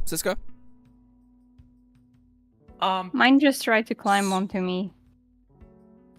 Incredible. Was it Ronnie or the other one? Both. Both? Wait! Hold up! You have two cats on you right now? I have Yoru and Rani. Holy crap! Yeah, and they're sitting on Ronnie right now. Right now. Could you imagine? You know what, Ronnie?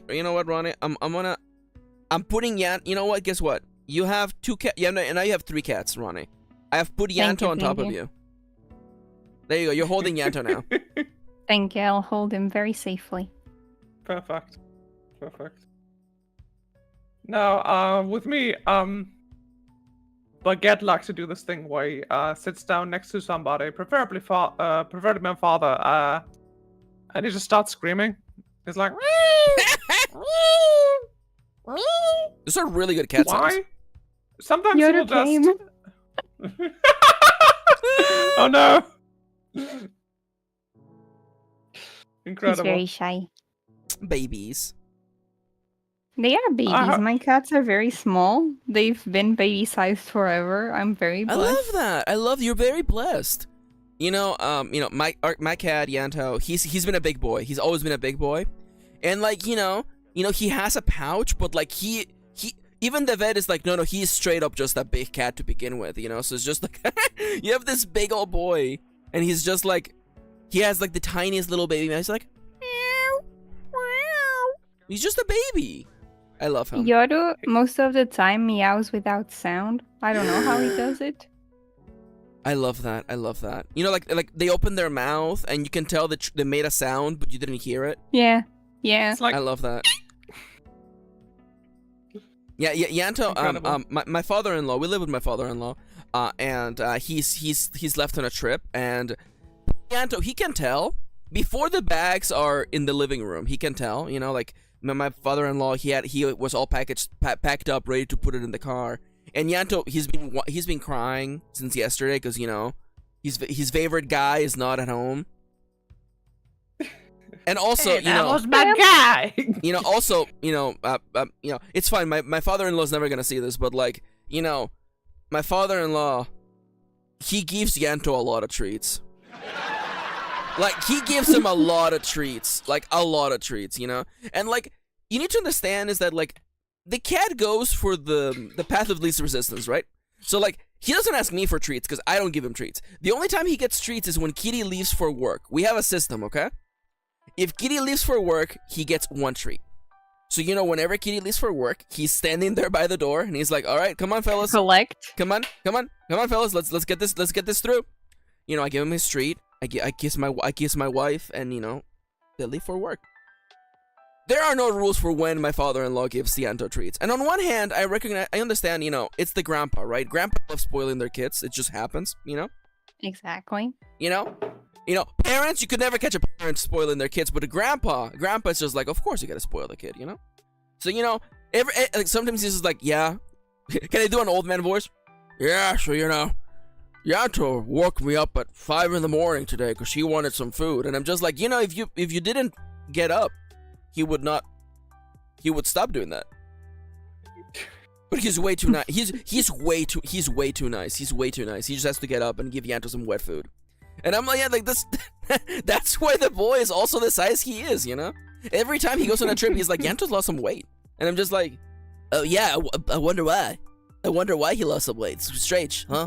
Why, could you imagine? It's fine. Anyways, it's fine. Welcome back to. The guests now have to say cute stories about their own cats. I said a story about my cat, Cisca. Cute cat stories, go. Oh, damn. That's a hard one. So people might know last year I had bottom surgery. It was pretty big step in my transition. Pretty big step in my let's life. hear it, at all. yeah. Hell yeah. When I came home, I couldn't sit or stand for long periods of time. So I was just bound to my bed, and I was for a time without any pain meds, so I was just screaming and crying on my bed. And every time the first tear rolled down my cheek, I could hear the scratching at my door, and Bleeny wanted to come in because Bleeny knows when you're sad. Aww. You can just tell. And he has like no energy. He sleeps like 23 hours a day. But for the hour that he's awake, he can run so fast. Dude, it's so true. Dude, can we talk about cats, by the way? Last month I had a whole situation where I was unable to sleep. I developed insomnia for like a week. I spent several days where like I would go to bed and I would be unable to sleep. So instead of reading light novels. Yeah. I've been reading light novels as recommended by my doctor. Yes, it's true. It's true.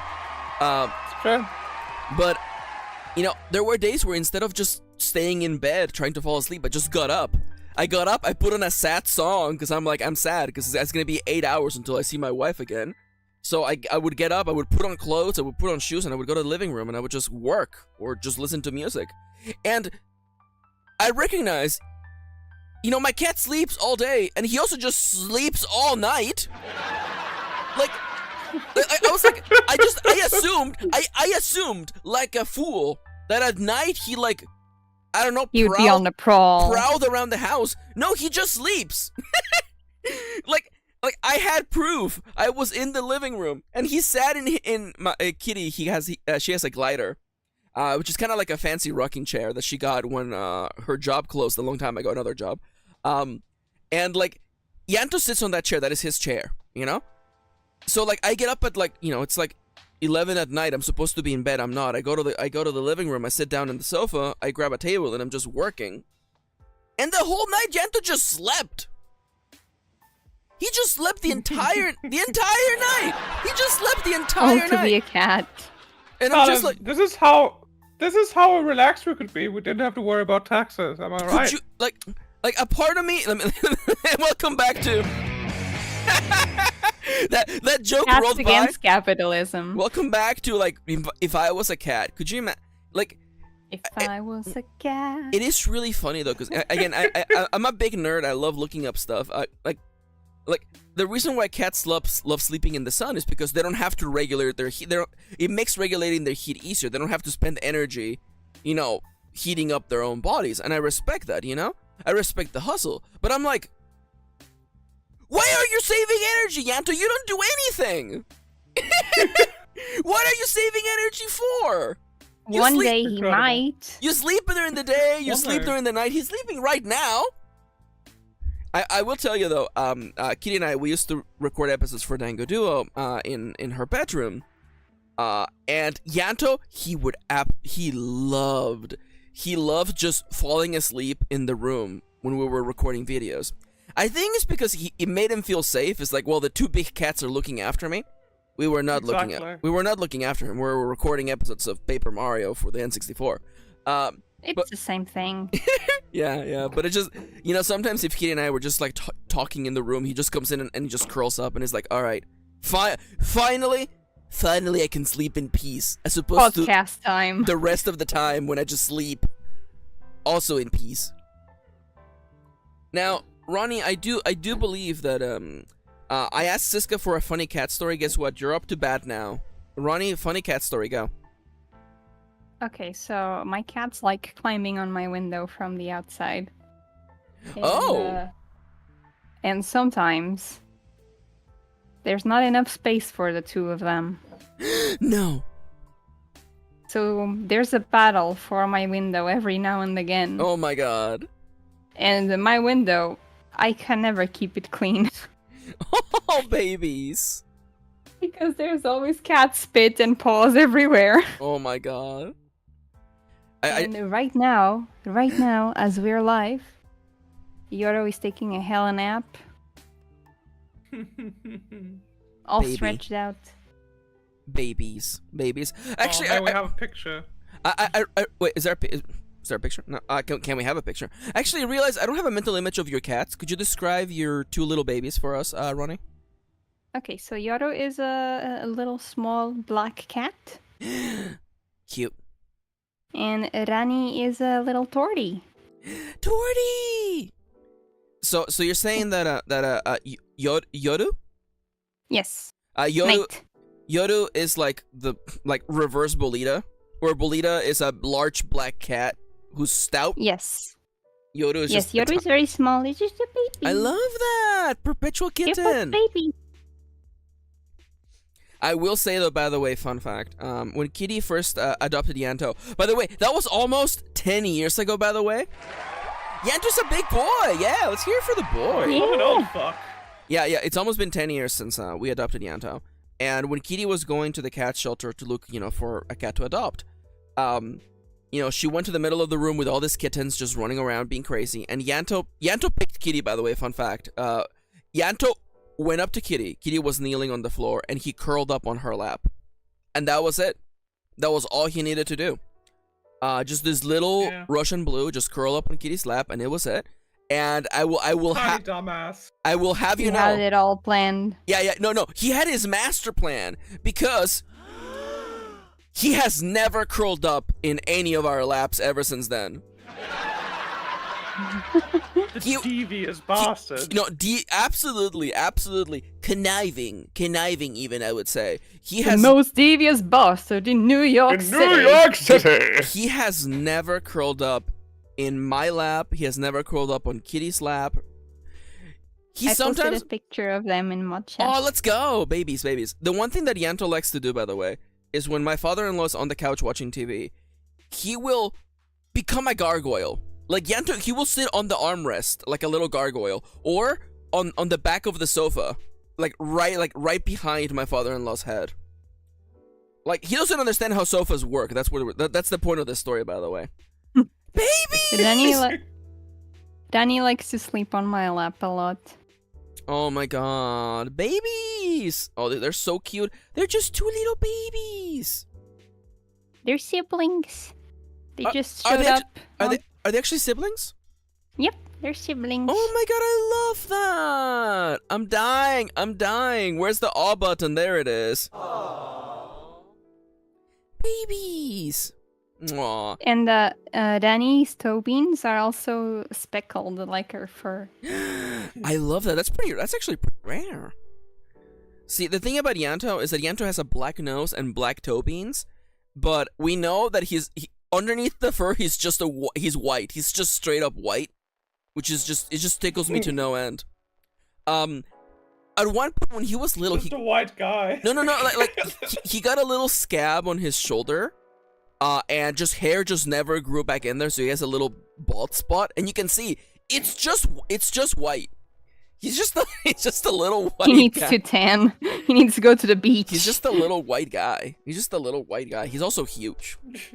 Like I'm not saying Tiny white middle-aged man who lives in your house. Yeah, he's just a white. He's just like I've always loved cats. Again, I had dogs growing up. Welcome back to the perpetual battle between cats and dogs, which I gotta say, just ¿por qué no los dos? Porque now os dois. Porque now os dois. Porque now os dois. Thank you. Porque no los dos. I had dogs growing up. And like loves dogs 100 more times than I ever will like dogs. But like I like cats because it's just like having a little roommate, They mind their own business. You see them if you see them. There's more cats, by the way. More cats! Oh my god. Yes, excellent. We're getting so... Oh my... Babies! Those were their other siblings that I got them adopt. Oh. So because I live on a farm, sometimes cats just show up here. They random encounter? Just cat shows up? Yeah. Yeah. It's the 4th... It's like the 7th day of spring. Marnie shows up and is like, hey, I found this cat. No, it's just like a litter. Oh my god. Look at So Ranny. those were Waffle and Pancake and Ranny. I love that. Now, were their names Waffle and Pancake in English, or were they in Portuguese? Waffle and panqueca. Panqueca. Oh, I love that. Do you guys in Portuguese, do you have like a weird name for pancake? Like, I guess it's panqueca, huh? Yeah, it's panqueca. In Spanish, we do have like panqueque is what it would be translated as if like it was like a kids TV show, but normally it would be like hot cakes, you know, like hot cakes. These cakes hot. Yeah, I mean these cakes, they do be hot. They're fresh, you know. They're fresh off the pan, you know. Are they? I mean, maybe they. I guess it's more of a griddle. I guess it's more of like a griddle. Now that I get it. You know what, Cisca? It has been a little while, so you know what? Guess what? Welcome back to Cisca Picks the Topic. Cisca, it is now your chance. Is there anything you would like to ask me and/or Ronnie? Oh shoot. That's right. Yeah, I'm putting you on the spot. That's a tough one. It's a tough one, huh? It's a tough one picking something to ask Ronnie specifically because we talk every day. There's like almost nothing I don't know. Dude, that's gay. Well, Imagine talking to your partner. Imagine talking to your partner every day. Could you imagine that? Could you freaking imagine? Imagine the first chat message or the first thing you say to anything being the message you said to your partner every morning. That yeah, let me just slam Dude, that. That's gay. Aww. Freaking the gays that can't be stopped. Happy Pride, by the way. Happy Pride, everybody. Happy Pride. It's not. It's a challenge having a long distance relationship sometimes, but also if you really love them, it doesn't really matter how far away they are. That's true. That's true. You know, as someone, that's my opinion anyway. No. You know what? Especially like, you know, we live in an ever more, you know, interconnected world. You know, like, you know, I know lots of people with, you know, long distance relationships that, you know, absolutely worked out. So, you know. Yeah. And the two of you are just so cute together. Oh well. Oh no. You're both adorable, and I just love the both of you. You know. Just. No, you. Oh no. Welcome back to Uno Reverse, where the tables get turned on me. I made an emote for that. You did? Hang on. Dude, I know you were making some emotes for the D&D campaign. Dude, I love that. As well, the NPCs from the campaign, and instead of the Universe cards, I actually took the icon for Counterspell from Baldur's Gate 3 and put it on there. Dude, I love that. So it's like the character going, ha, I cast Counterspell. I'm not rushing you, okay? I'm not rushing you. I'm just curious. When and if you draw an emote for Omni, what would it be? I mean, when is definitely like after your first appearance, or like after we've got a good feel for Omni as a character. That's fair. And what? I mean, Ronnie said it has to be Pog-me, so it's gonna be Pog Omni. Yeah, dude! It's literally like Pog me anytime they see anything that didn't exist before they got frozen. It's just what do you call this? What do you call this? Is this a butterfly? What is this? Is this? We wanted to make flame, flom, flan. What is this? Jiggly contraption? We want to make Millennia from the Elden Ring, but in the end we just made some guy from Fallout. There you go. That's right. Yeah. We made Philip J. Fry, but as a non-binary katana. Dude, I'm just Philip J. Fry, dude. I kind of love that actually. Dude, who's gonna be my bender? Who's gonna be my bender to my Philip J. Fry? The Rosencrantz and Guildenstern. That's a good question. I guess we'll have to find out. Yeah, I talked earlier about how you were gonna latch into one of the other player characters. I would actually like you to just kind of latch onto the group if you're gonna latch onto anything. What I found is that I don't really like it when we have like two player characters who really hang out with each other, because I would like the party to be a party, not a that's fair. conglomerate of like 3 parties. What about putting the fun in funeral? Yeah. Put the fun in funeral. What about putting the fun in dysfunction? Yeah, absolutely. How about you hold me like a grudge? Yeah, yeah. So I do want to clarify. When I said that I would latch onto one character, I mostly meant that because I know, as someone who's played a lot of these games and run a few of these games, like I can't, I don't want to push myself into the spotlight 24/7. So I figured, if I find a character and hang around their scenes, then I can, not suddenly, because I don't want to be Poochie, okay? I don't want to be Poochie. I don't want to show up and be like, hey, welcome back to the Omni and Eclipse show, featuring the cast of the Blue Lamp. I don't want to be the Fawns. I don't want. I mean, I could probably water ski over a shark, but I don't want that to be the pivotal point of the Blue Lamp, It's just like, hey, Perhaps. hey, remember the time?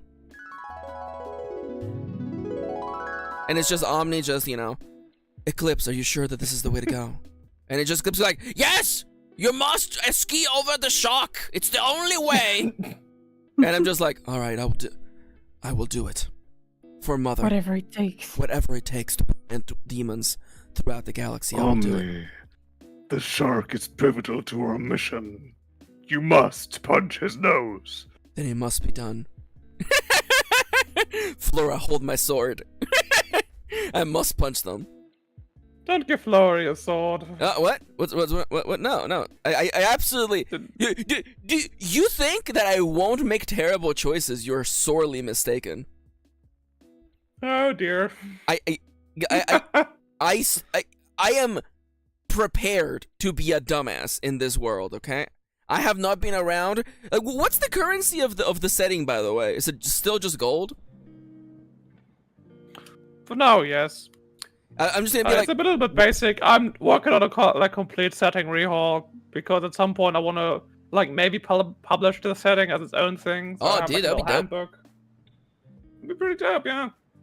There's a bunch of creatures, deities, factions that are unique to the setting, of course.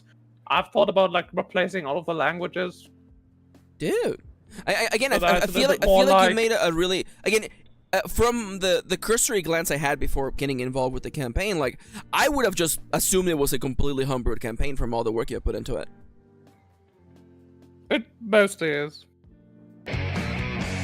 That's right. Welcome back to the earlier segment was foreshadowing. No, Cisca said earlier on the stream I would never write a book. Guess what? The whole time you were saying that, I knew you would eventually write a book. I just want to point that out, by the way. I've been found out. That's right. You've been found out. Maxi made another writer. Oh my, this is one wild situation. That's right. Honestly, Cisca, you have it in you to write a book. DMing is basically writing a collaborative story, really, if you think about it. Yeah. For some reason, I can motivate myself easier to make a D&D campaign than I can to make a book, but in the end, the work I put in this campaign is a lot more than it would be for a book. So it's definitely not about time or energy. It is just about. I do want to make a really strong point, by the way, that I know I am biased because I like writing books, and writing books is one of the things that I do to pay the bills. But I do want to make it a point that not turning your work that you do for fun into a product that you can sell for money, it doesn't mean that it's a waste of time. I know that I'm preaching to the choir. I'm preaching to the choir, especially to Cisca. But you spending your time making something that you like, even if it's not gonna be a product, that makes it still valuable. That being said, I do wanna once again highlight the point that DMing is a lot of rolling with the punches. Is a lot of yes-anding, and these are pivotal mechanics to writing a book, following the flow, seeing where characters go, because at least for me, my ability to just sit down and write a story ends up balancing a lot and just letting the story just happen in front of me and just becoming the camera person rather than the director or something like that, which is a lot of what DMing is. A lot of the advice that I've given people is that if you have a Dungeons and Dragons campaign you want to do, and if your idea is, I have this great story I want to tell, and I have these characters I want to tell their story, and I'm like, you should write a book instead, because when you're at a table with friends, they are the main characters. They are the main characters. They are the ones who are gonna shine. I would like to take another moment to bash against one of my least favorite games. Oh yeah, you go right ahead. Hang on, where's the button? That's right. Welcome back to Cisca bashing. Contrary to what the name may appear, is not we bashing Cisca. It's actually Cisca bashing someone. We're handing Cisca the comically sized club, and Cisca's gonna be bashing someone now. So go right ahead, Cisca. Obsidian Studios Tyranny. What the fuck were you thinking? Every time I pick up that game, I'm like, oh fuck, this is awesome. 30 minutes later, I'm just asleep at my computer. This game is mostly text by volume. The game system is alright. The world building is incredibly innovative. The way it's all conveyed.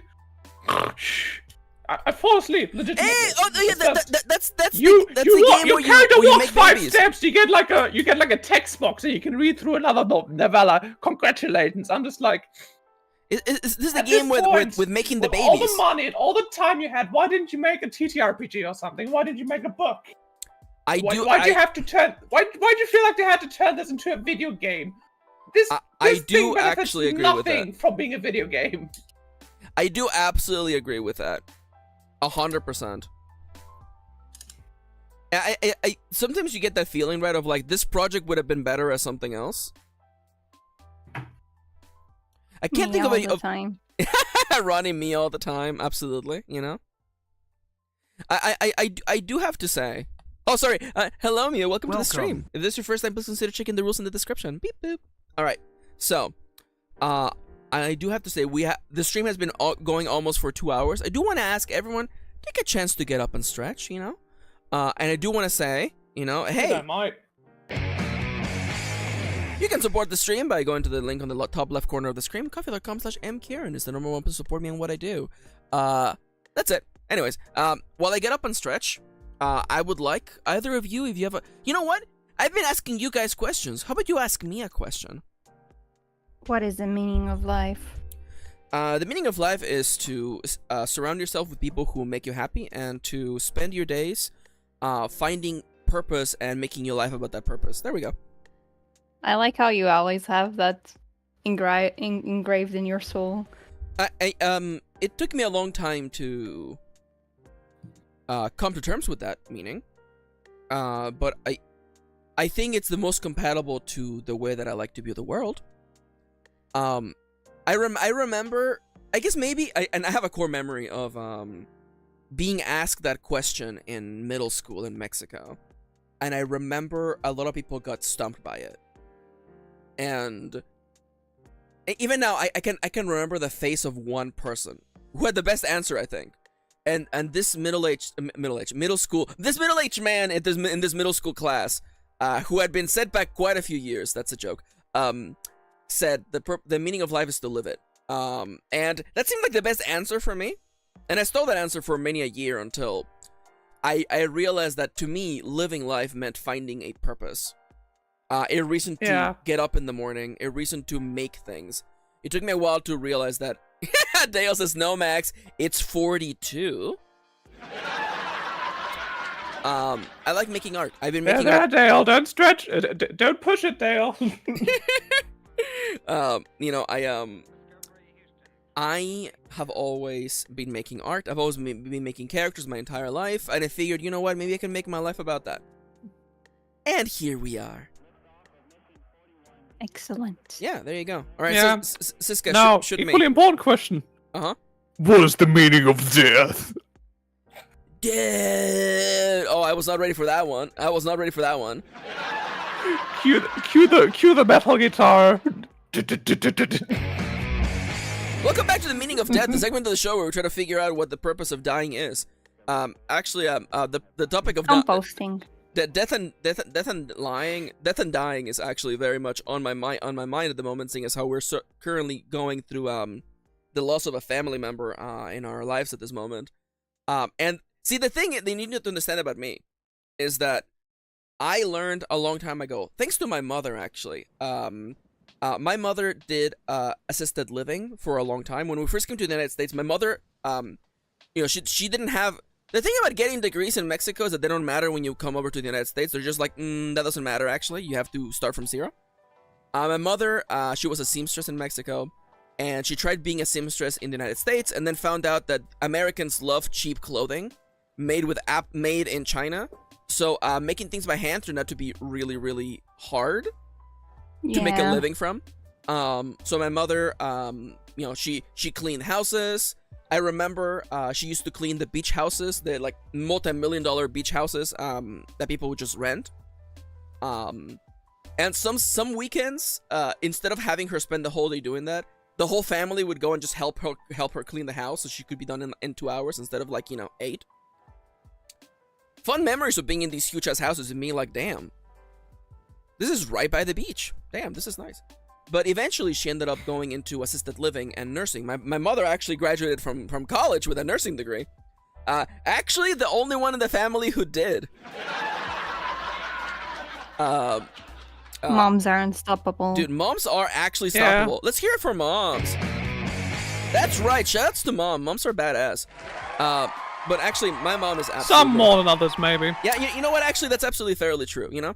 The thing is that it's not fair because my mom sucked up all the being badassness around other moms as well. Because my mom, she did assisted living, which means that she was basically helping people through the very last days of their life. There was specifically one, I remember, very, very filthy rich couple.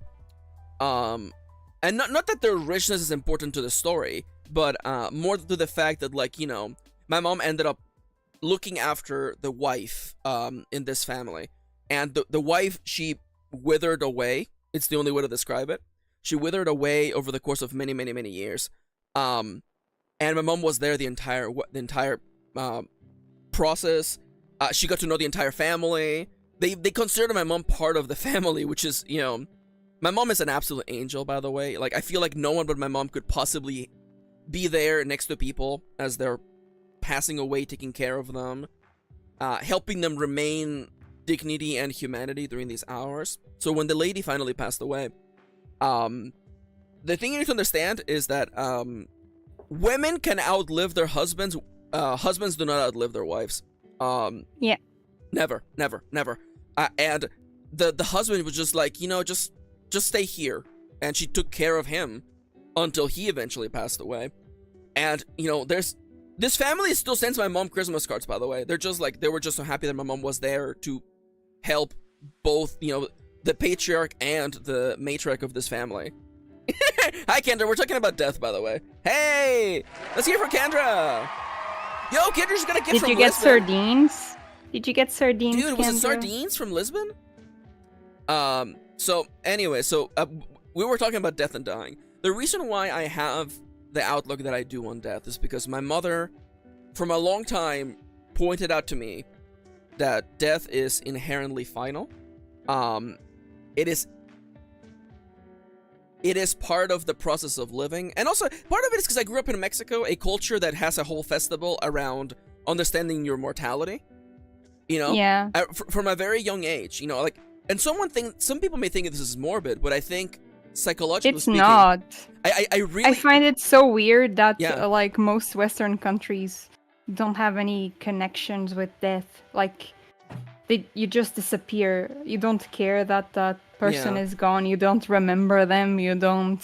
Yeah, it's It's strange. just for yourself. You just grieve alone. I remember one of the little rituals that you just do, as part of the festival of Day of the Dead is that To clean the graves. building the shrines, building the shrines to your relatives. That's really, really important. And lighting the candles. Lighting the and... candles, leaving out their favorite foods, remembering who they were. But even more selfishly, my favorite rite was, you would go to the little market and they would have candy, and they would give you the sugar skull, but they would write your name on the sugar skull.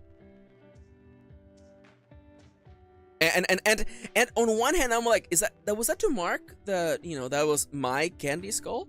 And as an adult, I'm like, I from maybe a subconscious level is to be like a little memento mori. Yeah. One day I will too become a skull. I will one day pass as well, much like the people in my life that we're celebrating today have passed. And I did also take one course in college, literally called Death and Dying. Wonderful college, applied psychology. So instead of reading books, we basically just talked to each other. We had people come in, people around the, I hate call it the death business, but like, you know, we went to a funeral home. We talked to we talked to like EMTs, ambulance people who like had dealt with like death, you know. And it was a really, really lovely experience. And that's how I ended up at the mind point now that I have where, you know, it's going to happen, you know. I'm not particularly religious, so I'm not like, you know, I'm not expecting there to be, you know, if there is something beyond this plane of existence, I think I'm gonna find out when I get there. I'm not particularly worried about it. You know, I don't particularly think that, you know, an old white guy with a long beard is gonna look through all the things I did in my life and be like, well, you did masturbate this many times, so, you know, I'm gonna have to send you to the bad place. So I'm not particularly... God is just looking through your Xbox achievements. Dude, he's looking through my achievements and be like, well, you did use my name in vain, but you did also platinum Persona 5, so, you know, maybe... you know what? Maybe you should go to Third Wild, because that's where every Persona fan goes. You know what? He does send me the special... He sends me to Ultra Hell for playing Persona 5. You know, so next like... to Castiel and Dean from Supernatural. Dude! No, Dean went to heaven, darling. Te amo, Dean. Yoaticas. Sorry, this is only for Nomia who's asleep right now. Yoaticas. Yoaticas. Ronnie, how would you say anayucas in Portuguese? Yoati. Yoati. Oh, dude! This are like, I just love the points in which Portuguese and Spanish like line up, like the stars. They make a constellation sometimes, and I'm like, oh yeah, this like we're so close sometimes. In Brazilian Portuguese, because there's no such thing as an informal you would say eu a você. Ah. Yeah. Or if you're being formal in Portuguese, yeah. European Portuguese, you'd say você. Portuguese. Oh, I love that. I absolutely. Again, I'm a big linguistics bitch. I love linguistics 100%. So like, you know, especially I remember one time I used to work in a laboratory, right? Danny said that sardines were good in Lisbon. Dude, let's go. Like the raspberries. I used to work in a nursery. We grew berries in there. I worked for a big corporation, and one time, again, I love culture shock, but I don't mean it in a derogatory way. One of our bosses was ended up being from Chile. This lady from Chile, this masterful scientist came and became the manager for our little operation, and she was from Chile. Most people who worked there were from Mexico, except for like 2 white people, one of which was the coolest white guy I've ever met. He was the sweetest, most pay-it-forward guy ever, and he would speak Spanish. You would sometimes. say that he was very good. He was very good. Nice. I love, because like he was the kind of guy who like he grew up in that area surrounded by a lot of like, you know, Latino immigrants. So like he just spoke Spanish all the time, but he spoke it with like his American twang. So it would just be like, yeah, you know, tú y tus amigos. Amigos. Los caballos, you know? Instead of caballo, he would kind of like turn the O and the double L, like the caballos, you know? Grab the horses, the caballos. And I really like them. He really, really cool guy. Anyways, this Chilean lady is taking over is the manager, right? And everyone at the facility is basically Mexican, right? So one time we order food, so we have like a company lunch, right? And they order Mexican food. And nobody thought to check with the Chilean lady as to what she wanted to eat. I guess someone just forgot she was from Chile, and someone, not me, I would never make this mistake, by the way. I have too much anxiety to make this mistake. And she didn't know how to eat with tortillas, which amused everyone to no end. And then she was like, why would I know that? Where I'm from, we just eat with bread. And I remember just losing my mind. I was like, yeah, you know, that actually makes sense. I love the little cultural shocks like that. I'm like, yeah, She was a super sweet lady, by the way. Absolutely. Super sweet lady. I absolutely love her. Now, welcome back to Death and Dying Part 2. I never actually got to finish what the meaning of death is. The meaning of death, Cisca asked me what the meaning of death is. And I think the meaning of death is comprehending the fact that everything in life is finite. Back when I used to work at the laboratory, I hated it. I absolutely hated working in that laboratory. I saw the people who had been working there for like 20 plus years, and I saw myself in them. I saw myself eventually giving up on my passions and just churning into work every single day. And I realized if I didn't get out of there, I was going to be stuck there for the rest of my life. And not being particularly happy, by the way. So I ended up leaving, right? And before I made that choice, I thought I was going to be stuck at that job forever. And when I finally made the choice to leave, I realized all this time, unbeknownst to me, there was actually a hidden countdown clock on top of everything I had done at that place. There was a countdown timer. The number of times I would see this person, the number of times I would walk down this hall, the number of times I would eat lunch in the attic that I cleaned up in this giant facility. And there was a specific coworker that I despised, and I realized for a hot while I thought I would always have to deal with this guy. And no, there was actually the number of times we would interact was counted from the beginning. Not in a sort of destiny kind of way, but rather in a sort of life is final kind of thing. So understanding that finality, I came to terms with my own humanity and thought, you know what? Because I don't know what the timer holds, I'm just gonna tell people how I feel about them. You know, I when I see my parents, I hug them and I tell them honestly how much I love them, how much they mean to me. Instead of waiting for them to be in the ground to finally cry tears over what I missed, you know? Yeah. Because side of the family who love living in a world of smoke and dust, they would never in a million years tell each other how they really feel. And I thought I could never live like those people. I could never live like them. Yeah, neurotypical struggle with that. The neurotypical struggle of just, you know, living in a world of... I'm stealing that, by the way. Ash and dust. Ash and dust, smoke and dust. Yeah, you know, and like, that's why I'm being completely earnest when I tell you guys that I love you, and you know, like we hang out and I'm like, thank you for, you know, being here, you know, spending your time with me. It means a lot to me. I literally... Like, I'm not being cute. I'm legitimately telling you. For else, if something were to happen to me the next day, I would at least have the respite of knowing that I told you exactly what I felt. And maybe in a way you will know exactly. I also, even if I'm mad at someone, I avoid, like, going to bed mad at someone because I don't know if I'm gonna get up in the morning. Yeah. Yeah, no, it's true. I don't know. I don't know when it happened to me. At some point, I just stopped caring about death. I knew I could just die any moment. Maybe it's just because I started cycling a lot, and I was like, "Wow, car drivers just don't give a shit about me, huh?" Yeah, welcome back to car drivers are insane. Have you? By the way, I do want to say there's a Venn diagram. Also, hi Nomia, good morning. Welcome. Sorry, I wasn't a roll right there. So welcome back to Car Drivers Are Insane. Can we talk about the Venn diagram, by the way? There's a Venn diagram of, like, drivers who are bad and people who drive Teslas. And the middle is, like, the most unhinged people. I literally, I am, this is not a joke. This is just me being completely earnest right now. I am hyper aware of Teslas on the road now because they're all unhinged drivers.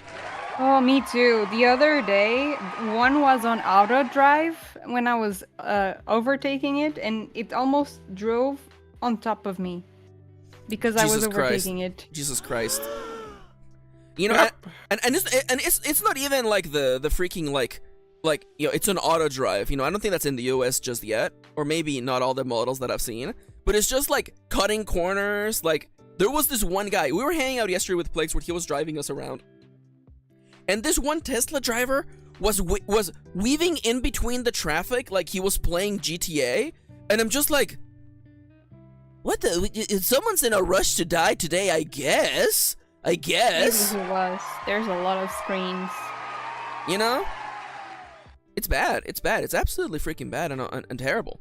Now, Nomia did ask later. Welcome back to Nomia asked, who asked? It was Nomia. Nomia asked like literally like half an hour ago, do you think a bird could steal your girl? I feel it most fitting right now. Cisca, Cisca and Ronnie, do you think that a bird could steal your girl, GN? Go. No. No. No. Maybe. Like, not this way, not the other way. No. Okay, so Cisca seems really confident. Ronnie, what gives you? Why do you think a bird could steal your girl? GN. Because she would be very interested in it. Birds are really interesting, aren't they? So Thing is, I love birds in a way that is completely separate from the way I love Ronnie. And the way I love like that. Ronnie is a way that I could only love Ronnie, so no What if bird they could grow replace wings? them. Unless Ronnie, of course, turned into a bird, in which case, I guess. dude, what? Okay. Would you still love me if I was a bird? 100%, yes. Welcome back to What If I Was a Bird, the segment of the stream where we talk about what if we were a bird. Cisca, what kind of bird would you be if you were a bird? Go. It's strange how much I've been asking myself that question lately. But, you know, nothing I've said on the stream could make me sound hinged at this point, so I might as well no. just On come the out stream, and admit that I've been thinking about this a lot, and obviously I'd be a Eurasian magpie. Eurasian magpie. I gotta get a photo of this. Computer, bring up a photo of the Eurasian magpie. A Eurasian magpie is a magpie that isn't psychotic. Compare that to the Australian magpie, which will just try to murder you. For no reason. Ooh. For fun and profit. Ooh. If you look up the Eurasian magpie, just look at these colors, the separation. It's like he's wearing a little suit, like a little like a V-neck. What a beautiful bird. Now, Nomia's taking offense. Welcome back to my favorite segment on the stream. You literally have a thing called swooping season. I'm not going to apologize. Your birds are unhinged. Nomia prefer ibises. Nomia. Vtubers. Nomia, I'm really sorry to just say it like this, okay? But like, Australia. Nomia's gonna come on stream, by the way. Now, Nomia, Australia is known for birds who are unhinged, okay? You have the emo war. Can we talk about the emo war, by the way? The emus won. The emus won. They had. There's never been an American conflict where the birds won, Nomia. Yes. You know? Yeah. You know, you have ibis. You know, in Egypt, you have goddamn, like, Thoth has the head of an ibis because it's, like, the coolest freaking god of knowledge and death and whatever. And then Australia's like, yeah, that bird, it just goes through the trash all the time. Emu. What? At least say emu correctly? No. I'm sorry. I'm a filthy American. That's right. Welcome back to Americans Suck Ass. My perception of Australia is entirely through its weird ass birds. Also, ostriches are unhinged. The ostrich, the emu, the magpies killing people. You know, like I used to. My world changed when I realized that owls are not smart. All owls are stupid, and they have like hugely like deadly like talons. The first time I saw an owl, I found it dead in an attic. Dude, you know what? Welcome to my favorite segment. Damn. Let's do another subject we call them things I found in my attic. Yeah, welcome Ronnie back. was just about to tell us about this one time they found a weird owl in their attic. Take it away, It wasn't Ronnie. in my attic. It wasn't in my attic. It Oh, it was on the wasn't. church's attic. Big difference, Cisca. Actually, welcome back to the animal world is effed up. Religious drama? The anim- Oh, no. Really? Can you imagine religious time? Oh my god. I have religious time stories for days. So when I first came to the United States, we lived in this like small. We literally all five of us lived in one room in this house that a relative had for like the first 6 months until we actually found a place to stay. I remember I was walking around the house, just getting out of the house because literally we're all living in one bedroom. Listen, we have to be out somewhere, and there was like a fence between us and what a crazy concept. There's a fence between me and the other people next door, right? one time I heard meowing, and I went over to the fence, and in between the blades of the fence, where there was a bunch of overgrowth, I found a mama cat, a white mama cat, surrounded by a bunch of white kittens. Oh, by the way, a trigger warning: the following story contains blood. By the way, the mama cat had found a rat, and she was feeding it to the little kittens, and all of them were covered in blood. Nice. That was the first time. That was welcome back to. Was that really the first time you ever saw a cat in real life, Maxi? Yes, that was the first time I ever saw a cat in real life. In Mexico, I never saw a cat. Cisca, am I gonna have to take away your guitar rights? Perhaps. It's just... I'm surprised, dude. Despite everything, you still stayed with the Anto. You're not afraid of him being covered in blood coming into your room at some point. I don't know, starting to speak in Latin.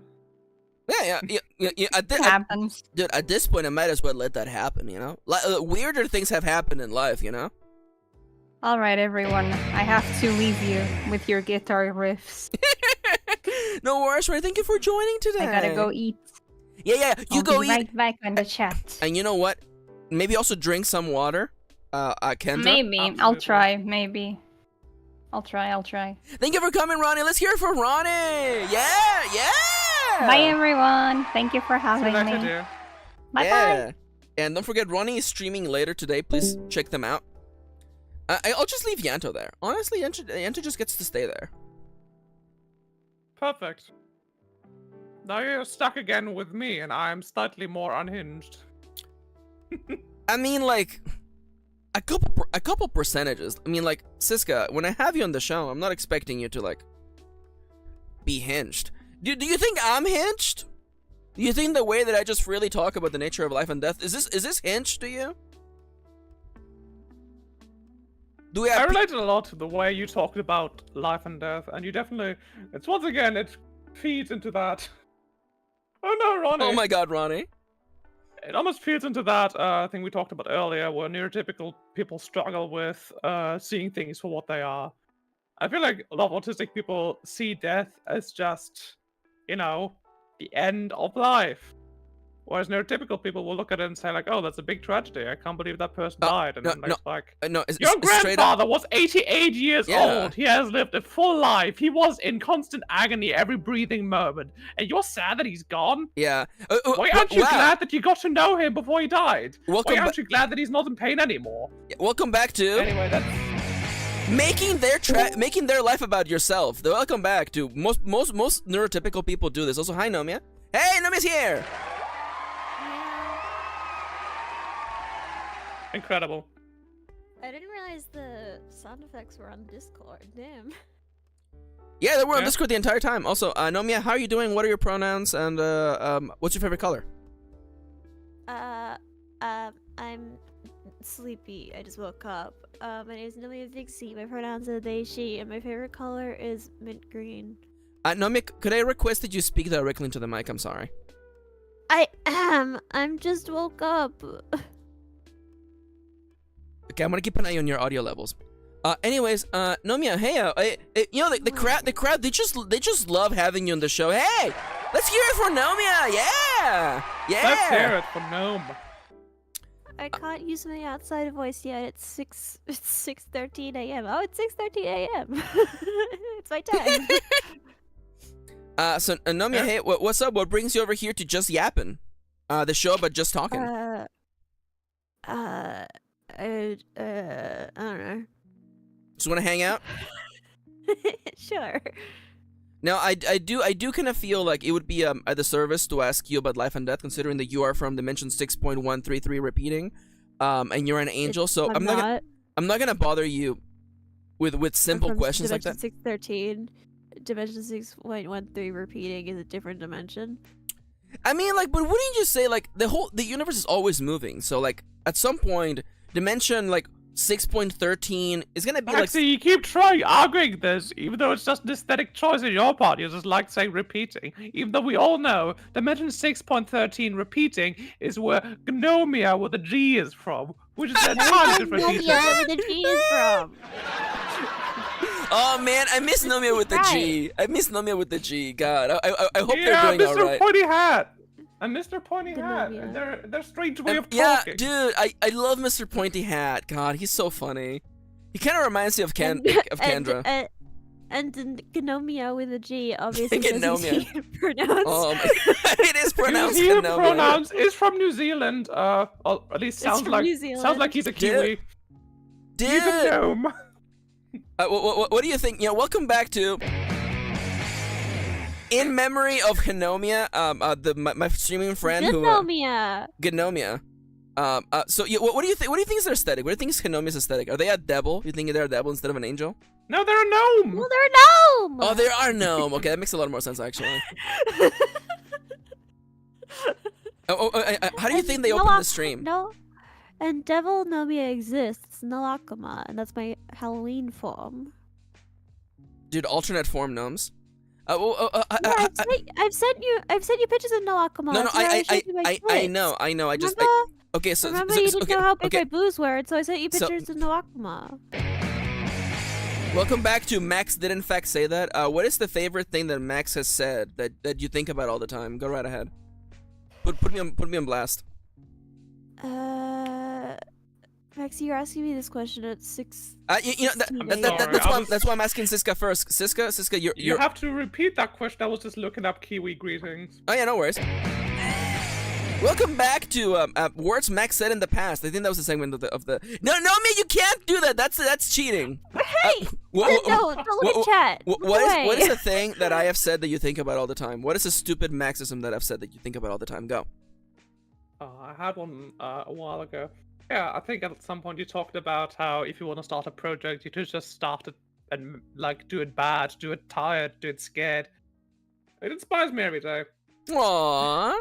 Of course, also depresses me a little bit every day because I'm like, there's a bunch of things I would like to do. I just haven't started yet. Well, I mean, no, real starting reason. is the hardest part. Like straight up, starting is the hardest part of any creative endeavor. The only way to begin is by beginning. And I'm gonna tell you, you know what? The only way to win is by learning. You know, The only way to learn is Yeah, by beginning, and the only way to begin is by beginning. Are you ready for the So let's begin. the darkest reality of creative endeavors is that every day you have to start. You don't just start one day and then it's over. You start every single day. Maxi doesn't know that we're making dropout references. I know, I just made the reference entirely for you. Yeah. I had a feeling if I don't recognize it and you're both in it, I assume it's some sort of dropout or Brennan Lee Mulligan thing. No, it's actually a Sam Roach thing. CEO of Dropout, son of Democratic senator or something. Excuse me? You know Minister of the Interior, I believe. Welcome back to What was the Minister of Family? Making It About Me, the segment of the stream where I take the thing that you're talking that doesn't involve me and I make it about me. So, which dropout / Dimension 20 character or person do you think reminds you more of me? Go. What's his name? The werewolf. Nomia, the werewolf. The werewolf? From Fantasy High. Oh, Jawbone. Jawbone? Jawbone, if they were non-binary and not poly, that's Maxi. Yeah. Could you do more than just looking at my character sheet? Okay, let's see. Maxi, non-binary, not poly. Okay, that's the one. Check mark. No, I will go into a little bit more detail.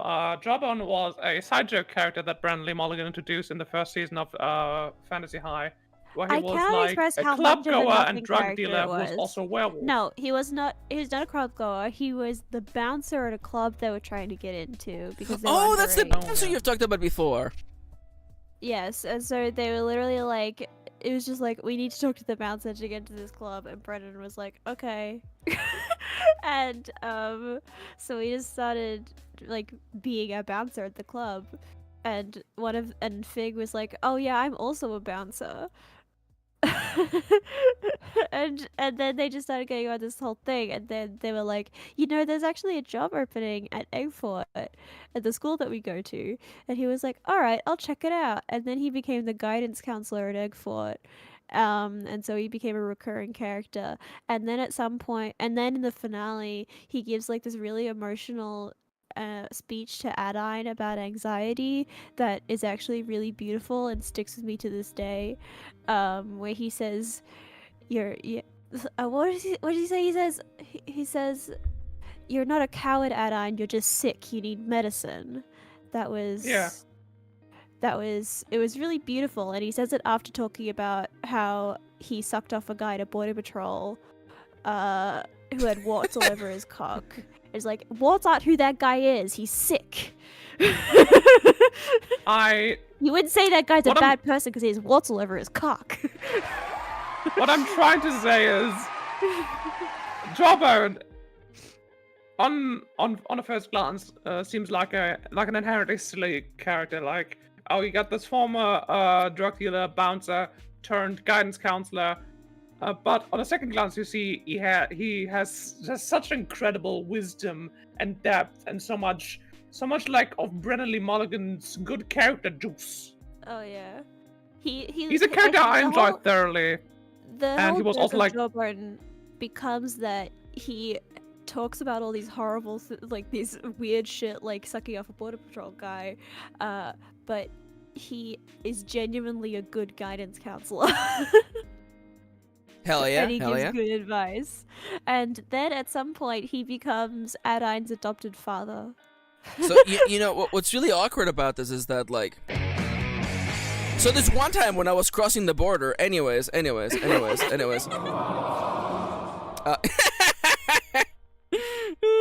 I like that. See, we made it about me. I appreciate that. Thank you for bringing me in. Not just having your little, like, inside joke, and then I'm just sitting on the sidelines. I'm outside in the rain. Just being like, oh man, I wish I could be part of that world. Actually, you know what? Can I put myself behind the windows? Give me a second. You know what? There we go. There we go. This is me. This is me. Actually, this is me. This is me being like, if I could only be like them on the inside, knowing what the joke is. If you watch Dropout, you would like it. Yeah, but I'm not currently working on anything like that. It's like $6 a month or something. I don't remember how long. No, see, you're forgetting. Welcome back. Welcome once again to Maxi. Doesn't just watch things, cause Maxi, once you speak about yourself in the third person, in this case, yes, I only watch things that are inspiring to the project I'm on. So guess what? I'm making a dating sim. I'm watching things about dating sims. That is literally how my brain works. It's how I've managed to channel my hyperfixations into creativity. So, whenever I feel like making something about fairy tales, I assure you I will watch Dropout, you know, Ever After High or whatever. Never After. Never After High, exactly. Yeah. It's a horror season. No. Yeah, you don't understand. It's called Ever After High, season 2. Starboat Odyssey or whatever. Yeah, thank you. Isn't Ever After High the doll line? Yeah, isn't Ever After High the doll line? I feel like Nomia would have been into Ever After dolls. I feel like they're cute. They're cute. I'm into dolls. No, that's Monster Technical. I'm into content about dolls, but I don't really collect dolls myself. No, yeah. Doll fandom. No, yeah, doll for sure. Fandom, but I'll watch videos about customizing. No, dolls. yeah. I absolutely. See, Nomia. See, welcome back to, once again, my favorite segment of the show. Looking at the countdown clock of until Nomia finally gets into ball-jointed dolls. Yeah, we're waiting with bated breath. It's gonna happen eventually. It's gonna happen. It's not gonna be that difficult. I already own some Monster High dolls, and I have. Yeah, but I mean, like, ball-jointed dolls. Like, that's a character trait. Ball-jointed dolls. Alright, yeah. I really do like Colors dolls on Instagram. She makes some beautiful dolls. Moonlight Jewel has gotten into ball-jointed dolls recently rather than just customizing Monster High stuff, and Moonlight Jewel's ball-jointed dolls have been beautiful. She's also come out with some of her own molds. Oh, dude! They've been really expensive. She sculpted with Blue Pixie, who's a 3D artist. But I'll just talk about YouTubers. Yeah. Thank you for respecting rule number 5. Anyways, it's fine. The way that rule, I always forget because one of my hyperfixations is YouTubers, and so I just start talking, and then I realize that I'm talking about YouTubers. Welcome back to the Saving Grace, my favorite segment of the show, where I talk about you know, the positive side, the glass is always half full. At least Nomia is not into YouTubers that I find cringe or that would make me go, Nomia, please don't talk about Logan Paul on my stream, please. Could you do me a big favor and not talk about If that's what Andrew that rule's Tate? about, then I will not talk about Logan Paul and Andrew Tate unless you want me to. I can. No, Nomia, this was not an invitation. I assure you, this was not an invitation for you to talk about Andrew Tate on the stream. I think You know? the background of that rule is just you never know what you might say and who might find that offensive, especially Yeah. if you get No, involved with actually- drama. There's no real clean way of getting back out of drama. So on one hand, the internet drama goes hand in hand with the whole please no bummer topics in chat. Yeah. But it is also because like sometimes you might get someone in chat who's just like, I just want to talk about what's going on between blank and blank. Can we please talk about Kanye and that other guy? And I'm like, no. No. Oh, get out of my sight. Besides No. the fact that most of us literally have no horses in this race. Dude, I have no caballos in this race. I've got no caballos. Sometimes I think about Bios.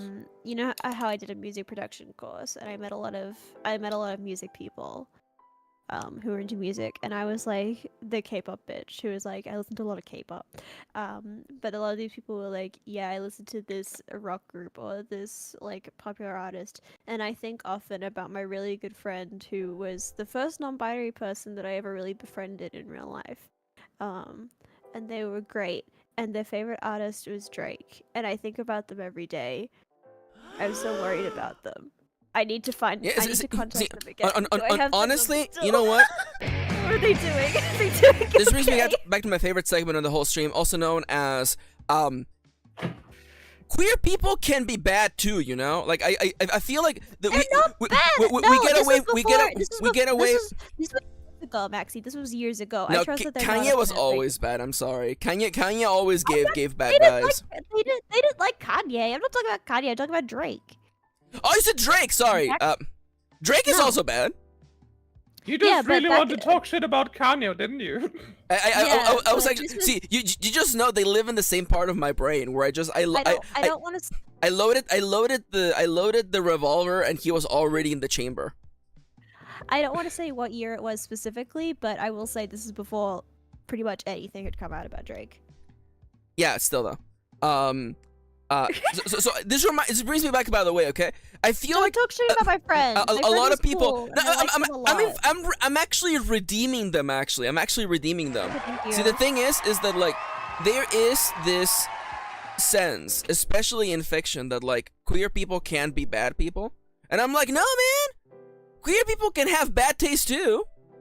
You know, like there is one American politician who's disabled, and people are like, oh man, that sucks, and I'm like, no, man, he can like. There's no reason why he can't be disabled and be an asshole, you know? Yeah, you know? Hey Maxi, can I share my biggest pet peeve of all time?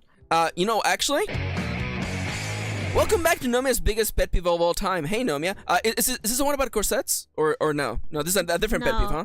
Oh, that's a different one. I was Start on that one. watching that VOD, by the way. I was watching that VOD. It was actually really fun. Shoutouts to Ooh, corsets. Corsets are great. You should Shout try them. Dude! Shout out to corsets. Wear corsets. Don't put them on your bare fucking skin. Don't put them on your bare fucking skin. I mean, maybe put them on your hat. Put them on your hat, maybe. Put them on your hat. But wear a little corset on your like- hat. I don't know. Anyway, my biggest pet peeve in the whole world is when you tell someone you're disabled and they're like, oh no, I'm so sorry. That must suck. Shut up.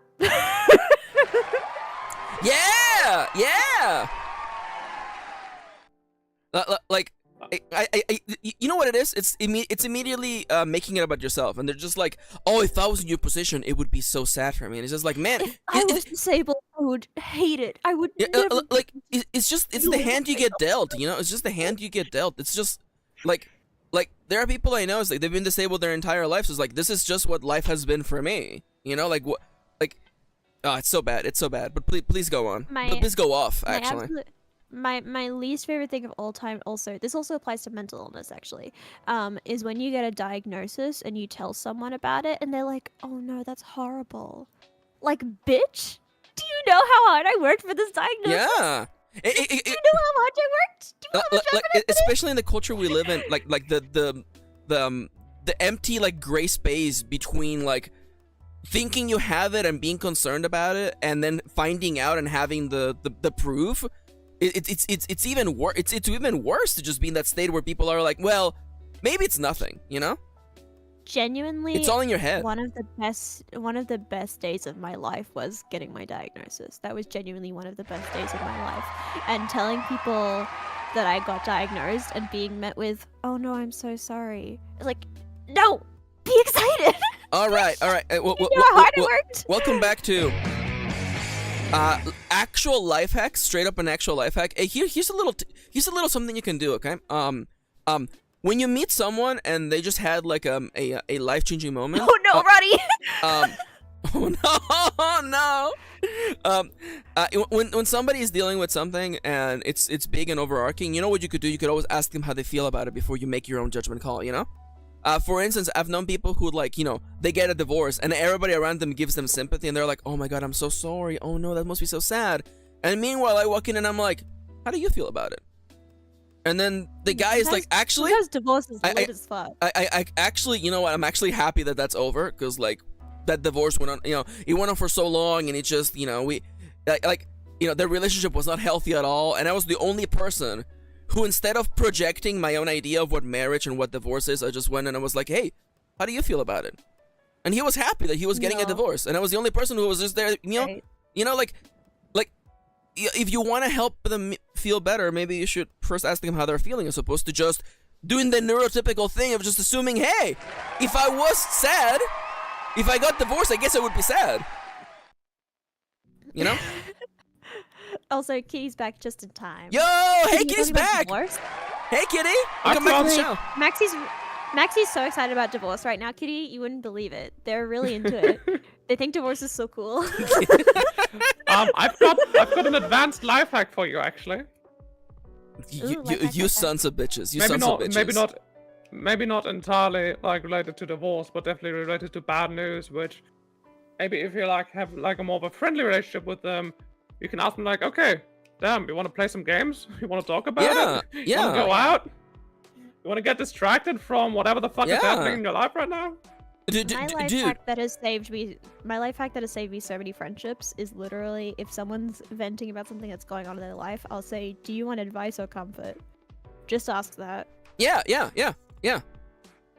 Because sometimes giving advice feels unsolicited and like, absolutely. You're just missing their problems. Sometimes they just want someone to say, oh man, that sucks. And sometimes they want real solutions. You know, sometimes people don't want solutions to how they're feeling, you know? It's almost as if sometimes they just want someone to empathize with them. Someone just wants a connection, feel support in this otherwise lonely world where every person is an island. Maybe, or they just want genuine human connection. Could you imagine that? Sometimes they just want to put they just want to have a little vessel that they can put their souls into, and like, you know, maybe you can be that vessel. You know, sometimes they just want to play.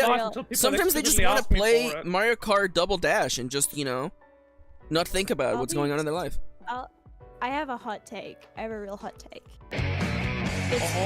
Welcome back to Hot Takes from Australia with Nomia Vikshi. Go right ahead, Nomia. It's way harder for us, but when we get it, neurodivergent people are way better at communicating than neurotypical people. Dude! We need practice and we need to learn how to do it, but once we do, we're way better at it. I absolutely, I mean, the whole stream has been actually about, you know, communication, if you think about that, you know? Because the whole stream has been about us bashing neurotypical people. You're correct. Yeah, that's right. That's right. Let's hear it for putting neurotypical people in their spot. That's right. Get fucked. That's right. Are you neurotypical? No, you're not. Welcome back to Getting Diagnosed live on stream. Okay, line up. If you're neurotypical, get the fuck out of here. But first, like and subscribe. Yeah, don't forget to like and subscribe. That's right. Don't forget to like and subscribe first. Actually, don't get out of here. So keep the video going. Actually, just keep the video going, but just walk away from your computer. Like go to the tab and right click and mute the tab, and then just open a new tab, and then just go on with your days, okay? But keep it going, please. And when the VOD goes up, please leave a comment, okay? Yes, leave a comment on the VOD. I love, by the way, I got like the most classic YouTube comment of all time. I had a stream the other day with that had the word gay in it in the title, and some guy with the Punisher icon, straight up like a Punisher icon, like the Punisher skull, just left the word gay in the comments and walked away. And I'm just like, Hell yeah! and I'm just like, well, wow, someone's got reading comprehension. Hey, Damn, somebody- you learn. I know one word. I had to mute myself to sneeze. I nearly missed it. God, we nearly had a live Nomia sneeze. That was so scary. Could you imagine? Bless you anyway. Thank you. I immediately forgot what we were talking about because I sneezed. Yeah, so fun fact, welcome back to explaining how Nomia's brain works. So when Nomia sneezes, whatever thought they had exits their body. This is Through the honestly kinda nose, true. famously. Yeah, you know, This is kind of true. Whenever I sneeze, my brain resets. It's I don't know why it does. it's it's like taking the batteries out of your Game Boy. It's just it's blank. Just starts up again. Yeah. It's like when you walk through a door and you forget why you walked through the door. But POV and my cat just straight up being like, huh. It's like in Danganronpa how Fukawa switches. Wow! No, Nomia. Welcome back to Nomia makes it about Danganronpa suddenly. Hey. I will Ah, say, geez, looks like I have to I would go. say- Huh, Fukawa, I love Fukawa. I would die for Fukawa. Worst representation of DID. Oh yeah. Maybe not ever. I mean, like, let's be entirely Not ever. honest. They were Like, probably worse. They're probably worse. I mean, like, yeah, like But it's pretty DID bad. is like the most like terribly represented like mental condition ever. But like, you know, it's bad because I'm pretty sure in the Danganronpa script they call it like multiple personality disorder, which is not what They it's do. called. It does change. It does change. I believe in the official English translation, it is DID. Nomia, I'm gonna be entirely honest with you. There is no fucking chance that they changed it.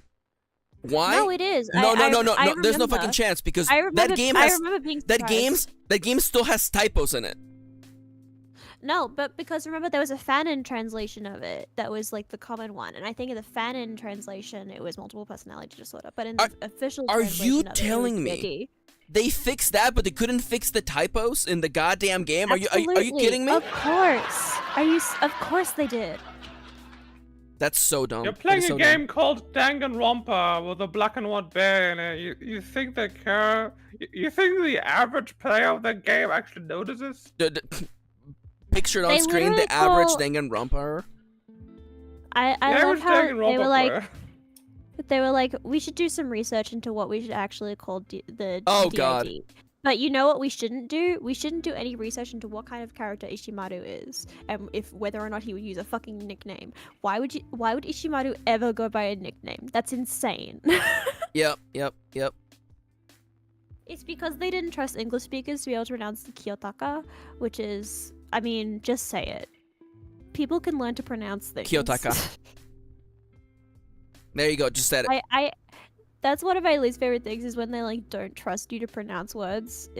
Like I think it's only in Danganronpa they don't trust you to pronounce the character's name, so they just give you a nickname, which entirely defeats like the character. Like it Oh, yeah. entirely like Oh, goes yeah. against some of the characters. Oh yeah. Like they don't trust you to say Asahina, so she goes by Hina. Like That's It so reminds bad. me Number one- strongly of the old Digimon and Pokemon series Oh, where they yeah. felt the need to translate all the Oh, did names they do that? into the English equivalents. Yeah, they did that. oh yeah, 4Kids Dubs did that, didn't they? Yeah, they did that. Yeah. It was a different time like- back then. It's like Gosh. it was a different time back then. Also, I will say, I think this is my hot take. I think even in localizations, you should keep the honorifics in whatever language you're using. That's my hot take. Is use the honorifics. But what Oh. about languages where that wouldn't work? Like, there's no way to keep honorifics in Spanish from Spanish to English though.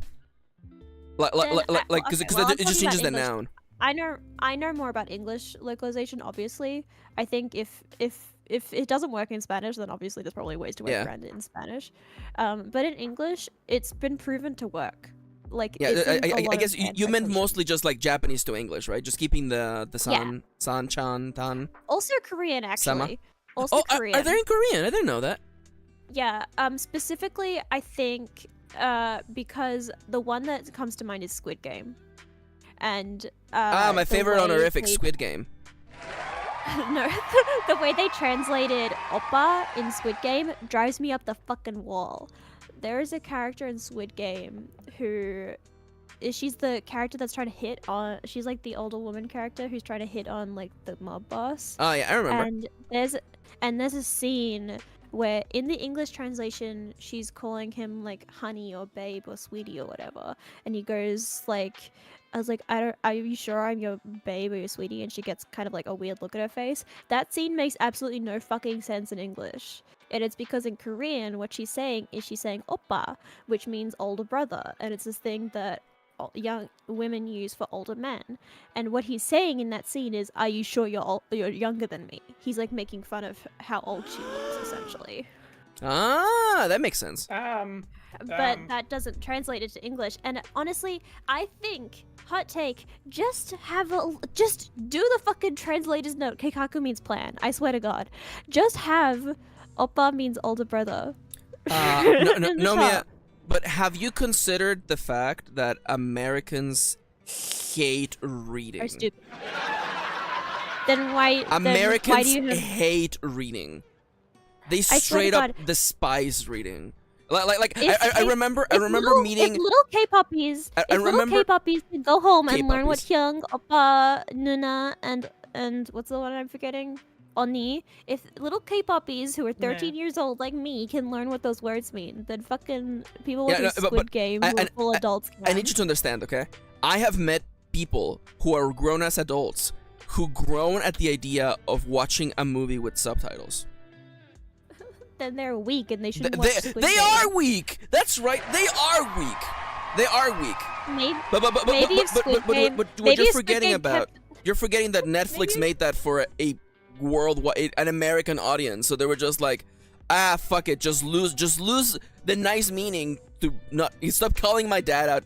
Okay, listen, he's not at home. I should be able to call him out. But it's also just like people. I remember there's this one writer, fiction writer, who went on about how much they hated subtitles, and I'm just like, you write books. How can you be mad about reading when you write books? Anyways, I'm pissed. Anyways, welcome back to. Another neurodivergent win. Another neurodivergent win where we can't watch stuff without Yeah. subtitles. No, I I mean- gotta have subs. I'm sorry, I have to have subs. Always. Exactly, like, Even you if I'm not have- watching, even if I'm watching the dub, I want subs. like, do you not have audio processing disorder? Do you not hear everything the same volume all the time? It's like, I'm neurodivergent, Mary's hard of hearing, like, we're a subtitled house, okay? And now I go to someone's place and they don't have subtitles, I'm like, what the fuck are you doing? Dude, Where are the it's so subtitles? true. I don't know what's It's happening. so true. Okay. Can we talk about whenever we watch a movie, we put subtitles on, right? Can we talk about the sheer gal, whoever the hell thought this was okay, when they have the subtitles move around? You know? Oh, yeah. I hate that. I hate when, like, the subtitles, they live at the bottom of the screen, okay? That is where they live, that is their home. But then you're like, well, in this scene, there's someone at the bottom of the screen, so I'm just gonna move the subtitles to be now, they're not gonna be, like, left aligned. And on the I will top right say- corner of the screen. And I'm like, no! The one exception to the rule is if there's dialogue and also a sign on screen that needs to be translated. That can be on the side. Okay, I'm If there's okay like with that. someone talking, and there's also a sign that they're like it says something different, they can translate the sign on the side. The science says You know what And I translate- think? And Yeah, the you know translated what? notes go at Well, top. Wait, hold up. Welcome back to Cisca's mind. What's going on in Cisca's head? Cisca, what do you think? I really don't care, like, where you put the subtitles. I think that should be like a setting where, like, oh yeah, I would like to have it in this corner, I would like to have it on this side of the screen, I would like to have it on that side of the screen. Like, Accessibility why- settings. It's almost as though it's the same amount of work. Just put them in. Just put them in, right? yeah, it's a win-win-win. You get to you get to make your stuff more accessible and get to work on it a little more. More people get to enjoy it. People who wouldn't usually get to enjoy it. Everyone's happy. I think settings for where the subtitles are and how they look is dependent on app to app, but I do think there needs to be a universal standard, which I think... You think there should be like the ESRB, but of subtitles? Yes, because basically, not every app will be able to accommodate like all these settings. So it costs money to implement those settings, right? And not every like smaller app will be able to afford that. But if there's like a universal default, it makes it a lot easier for people and app developers That's true. to put it into their programs, because they don't have to think about it. They can just add it. Subtitles match the fucking show movie. Yeah, that's a good point. Do you mean like they should actually say what the things are saying? Or like aesthetically. I don't think it's I don't know what aesthetically. Kitty means by that, but you know what? I agree with it. Whatever Kitty's take is, that's my take. Yeah, actually, fun fact. Welcome back to Max's take. I actually think the standard should also be, by the way, the subtitles should match the fucking show/movie. That's right. That is my take, uniquely just my take. How original of you. Actually, how brave and original of you. I actually have a point, which is if Kitty's talking about not aesthetically, just having text actually be what they say. Okay, good. Yeah, that's what I assumed. But I will say aesthetically, I think they should all be the same aesthetic, specifically because, and I've heard this from the blind community, which is for blind people, the accessibility settings are audio description, where it's like a person just explaining what's visually on the screen.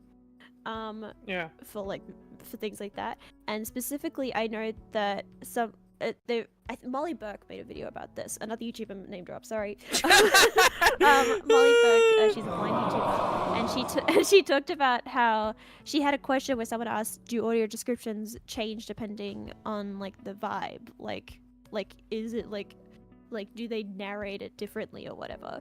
And Molly said no, specifically they always sound like the same, like newscaster, like normal, like just like very dry reading out what's happening on the screen, and that's important so that she can differentiate it from what's actually going on in the show. Yeah. And I think it's the same with subtitles, where I think it's important that subtitles all have like a standard way that they look, because if, for example, in a show, sometimes in shows and movies they'll have like inset subtitles, like if they're talking like a fictional language or something, or if they're just talking another language and the movie wants to have subtitles like embedded onto the screen. Often those subtitles are a different or unique font because they're differentiated from actual subtitles that are like accessibility settings.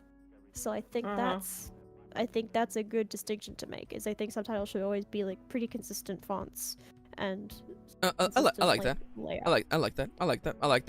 So, it's been a great show today. It's been you've been a great crowd today. And I gotta say, shout outs to my guests today, Ronnie, Cisca, and of course Nomia. Thank you for joining me today. We have a little bit of time left on the show. Let's not forget Yanto. And let's not forget Yanto. That's right. God, we love Yanto on the show. Yeah, let's hear it for Yanto. So we have a little bit left on the show. Ronnie will be streaming in literally 12 minutes. Please check out Ronnie's stream. Ronnie got an advanced play version of an upcoming game. Please consider checking them out. Now, since we're reading, I know, the show is coming to an end, but that's okay. Welcome back to closing thoughts. Every guest on the show and the host gets to bring up one final topic they want to just drop, maybe bring back to the forefront, or just anything when they want to talk about the thing the audience might be interested in. Drop it now. Cisca, beginning with you. I think you should have burnt down the meta, frankly. No! You know, oh my god. So Nomia left the stream yesterday after that, but there was a bit. There was a bit. I saved the clip. As soon as Nomia left, Blake was like, "Did they leave?" And I'm like, "Yeah, they left." And then Blake was like, "Turn the boat around." And then we turned the boat around and we went towards the island. Maxi, I was there. I saw that. Oh, did you actually see that happen? Oh, that's great. Yes, I did. That was great. Yeah, I had a lot of fun there. And then I turned the boat around and we're like, "Oh, let's go find the pandas," you know? me being But yeah, my actual so- closing thoughts are, Oh, it ain't easy, you know, being so hot and sexy and autistic as we are, but we make do. So hard.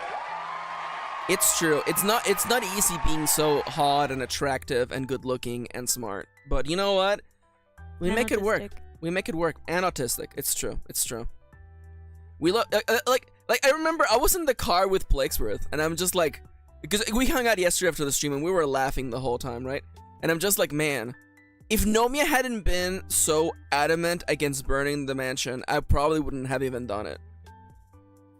But because Nomia's like, no, don't burn it, it's so rare. It's like a 1 in 10,000 chance. And I'm just like, okay, Nomia, you have 2 weeks to raid that mansion, and then we burn it. Maxi, please remember that I was being genuine about that, not in streamer mode. What are you talking about? What are you talking about? What are you talking about? What are you talking about? You know, I want once again, I would like to remind Maxi? everybody. Hey, this is real, Max. I want to let you know I am not gonna burn down the mansion. I recognize it is rare and it's probably full of things in it. I'm not gonna. You should. I'm not gonna actually destroy it. But You should. Scott, But- this isn't a stream. I will burn down that mansion and everything you love and care about, Nomia, bit by bit. This is my. Oh plan. yeah! Yeah! Let's hear it for arson. Let's hear it for. Let's hear it for arson. Dude, let's hear it for arson. No, Let's hear it for arson. you know, you good friend. I'm messing with you. Okay, Burn, so- baby, burn. I love that the audience was just so into it. There were like fire emojis everywhere. Yeah, I know. The audience a didn't good get bit. that I was being real. I mean, making Nomia upset is just always a good bit. Making It's so hard. like I It's so hard. The problem is that I was actually upset, so it wasn't funny to me. Oh, I'm sorry, friend. Oh. No, again, I love making you upset. Just like you love making me upset, but It only was within six- the constraints of it being a bit, you know? You guys have to know that at the time it was 6:30 a.m. I had woken up half an hour ago. I had taken only half of my pills because I only take half of my pills at 6 a.m. when I first wake up, and the other part of my pills I take at 8 a.m. So I was only half medicated. And also, I was even less than half medicated because I have a very small amount of my medicine left that I take at nighttime, my anxiety medication. And I didn't realize that that was my last repeat, so I actually have to talk to my doctor to get a So you would say refill you of were that like prescription. anything like So I have to make- 0.433 repeating So I have to medicated? So I have to make my current medication last, which means I'm only taking half of a pill of that a day. So what you're So I'm saying on, what you're like, saying is that if I had offered to burn down the mansion while you were fully medicated, you would have given us the you would have given us the go, right? You would have been like, yeah, this is a bit. Absolutely not. You would have given us I'm the go, saying right? that because I was less medicated, I was more stressed than I usually would be. Welcome back to what are we gonna burn down next? Members of the cast. Wait, do I get... What do you think I should burn down next? Wait, don't I I mean, get a if you chance let me to on have the my final server. words? Actually, don't you know what? anymore. That's right. Welcome back to Closing Statements featuring Nomia Vikshi. Nomia, Angelica, Sephiroth, Vikshi, the 13th. What are your closing thoughts today? I was gonna say that I think there was actually an island thing that happened. Yes. That we didn't get to see. It was like a live stream or something. Yeah, they announced the 6 Hang girls on. who made it in.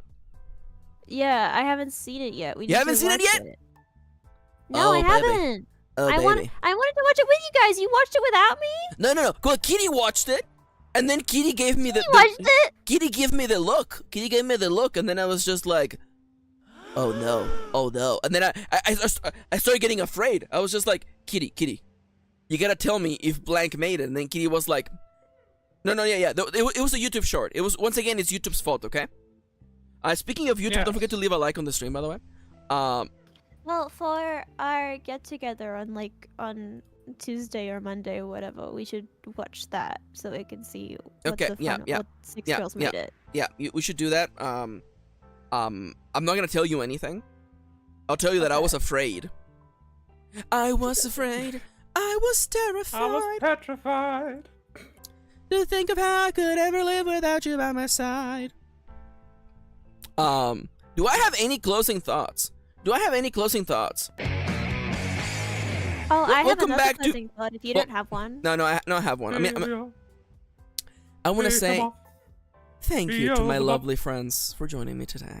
I really do love all of you, and I'm just so happy and grateful. I love Cisca just got up because they can't handle the earnestness. Cisca's like, no, tell me that I'm a dumb bitch. And I'm just like, no, you're not a dumb bitch. You're actually quite intelligent and smart and pretty. Just like all my friends. It's just that every time I have to sing the intro to that song, I have to stand up because I will get too into it and I will end up screaming into the mic. Everyone stand up for the Oh, American yeah. anthem, you know? I was afraid. Lucy's here. Asmodeus. Oh, Lucy's saying hi. Yeah, Lucy saying hi? Good for Lucy.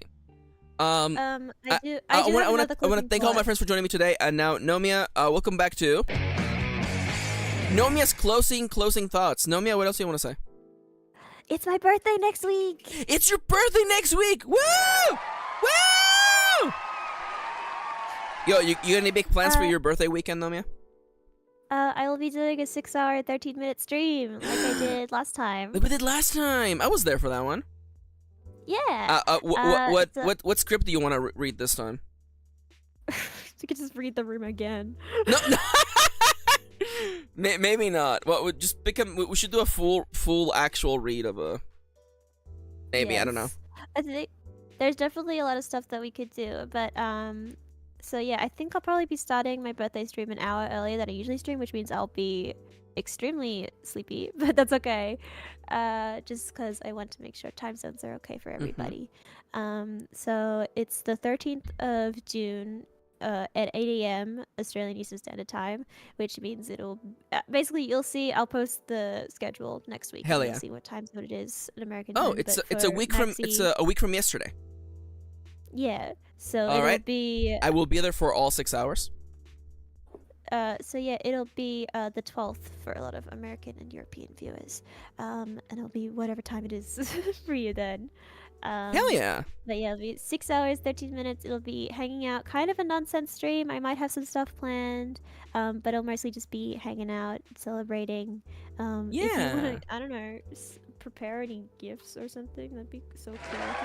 Just kidding. Yo! By the way, yeah, Nomia's birthday is next week. Please consider joining us. Oh, there'll be more information coming up. I might do a shorter stream that day so that I can be properly juiced up for Nomia's stream. Yes, but it will be, instead of 2 hours after Maxi stream, it'll be 1 hour after Maxi stream time. Hell yeah. And with that, fellas, I gotta get out of here. Ronnie is... I'm pretty sure they're already live because Ronnie is a good potato. I think they are, yeah. Please consider checking out Ronnie's stream, and once again, big shout outs to my friends. I already put Nomia, I'm gonna put Cisca's little Mary's link from awake. the stream. Dude, the rare Mary on stream? Dude, the last time Mary Mary's appeared awake. on stream, and Nomia decided to completely cut the stream. Dude, it's Mary! Yeah, Mary can't hear you guys. Incredible. The Mary appearance. And with that, it's time for me to get out of here. I love you all. I hope the lovely viewer has a lovely rest of the day, and you too, friendos. Please go check out Ronnie's stream, and I will be on Nomia's stream this Sunday for the Sun Gaze. Yeah, I meant yeah. You gotta wait I a don't day. remember. We might be playing Minecraft. We might be playing Stardew. I don't know yet. Who knows? We'll figure it out. Thank you for coming and to I'm the show streaming today. I'm streaming Angel's Wedding Disaster tomorrow. Yeah. Thank you for joining us today, and we'll see you all next time. Everybody say bye. Bye. Bye bye. Adios. Adios. Otsunawa. Bye.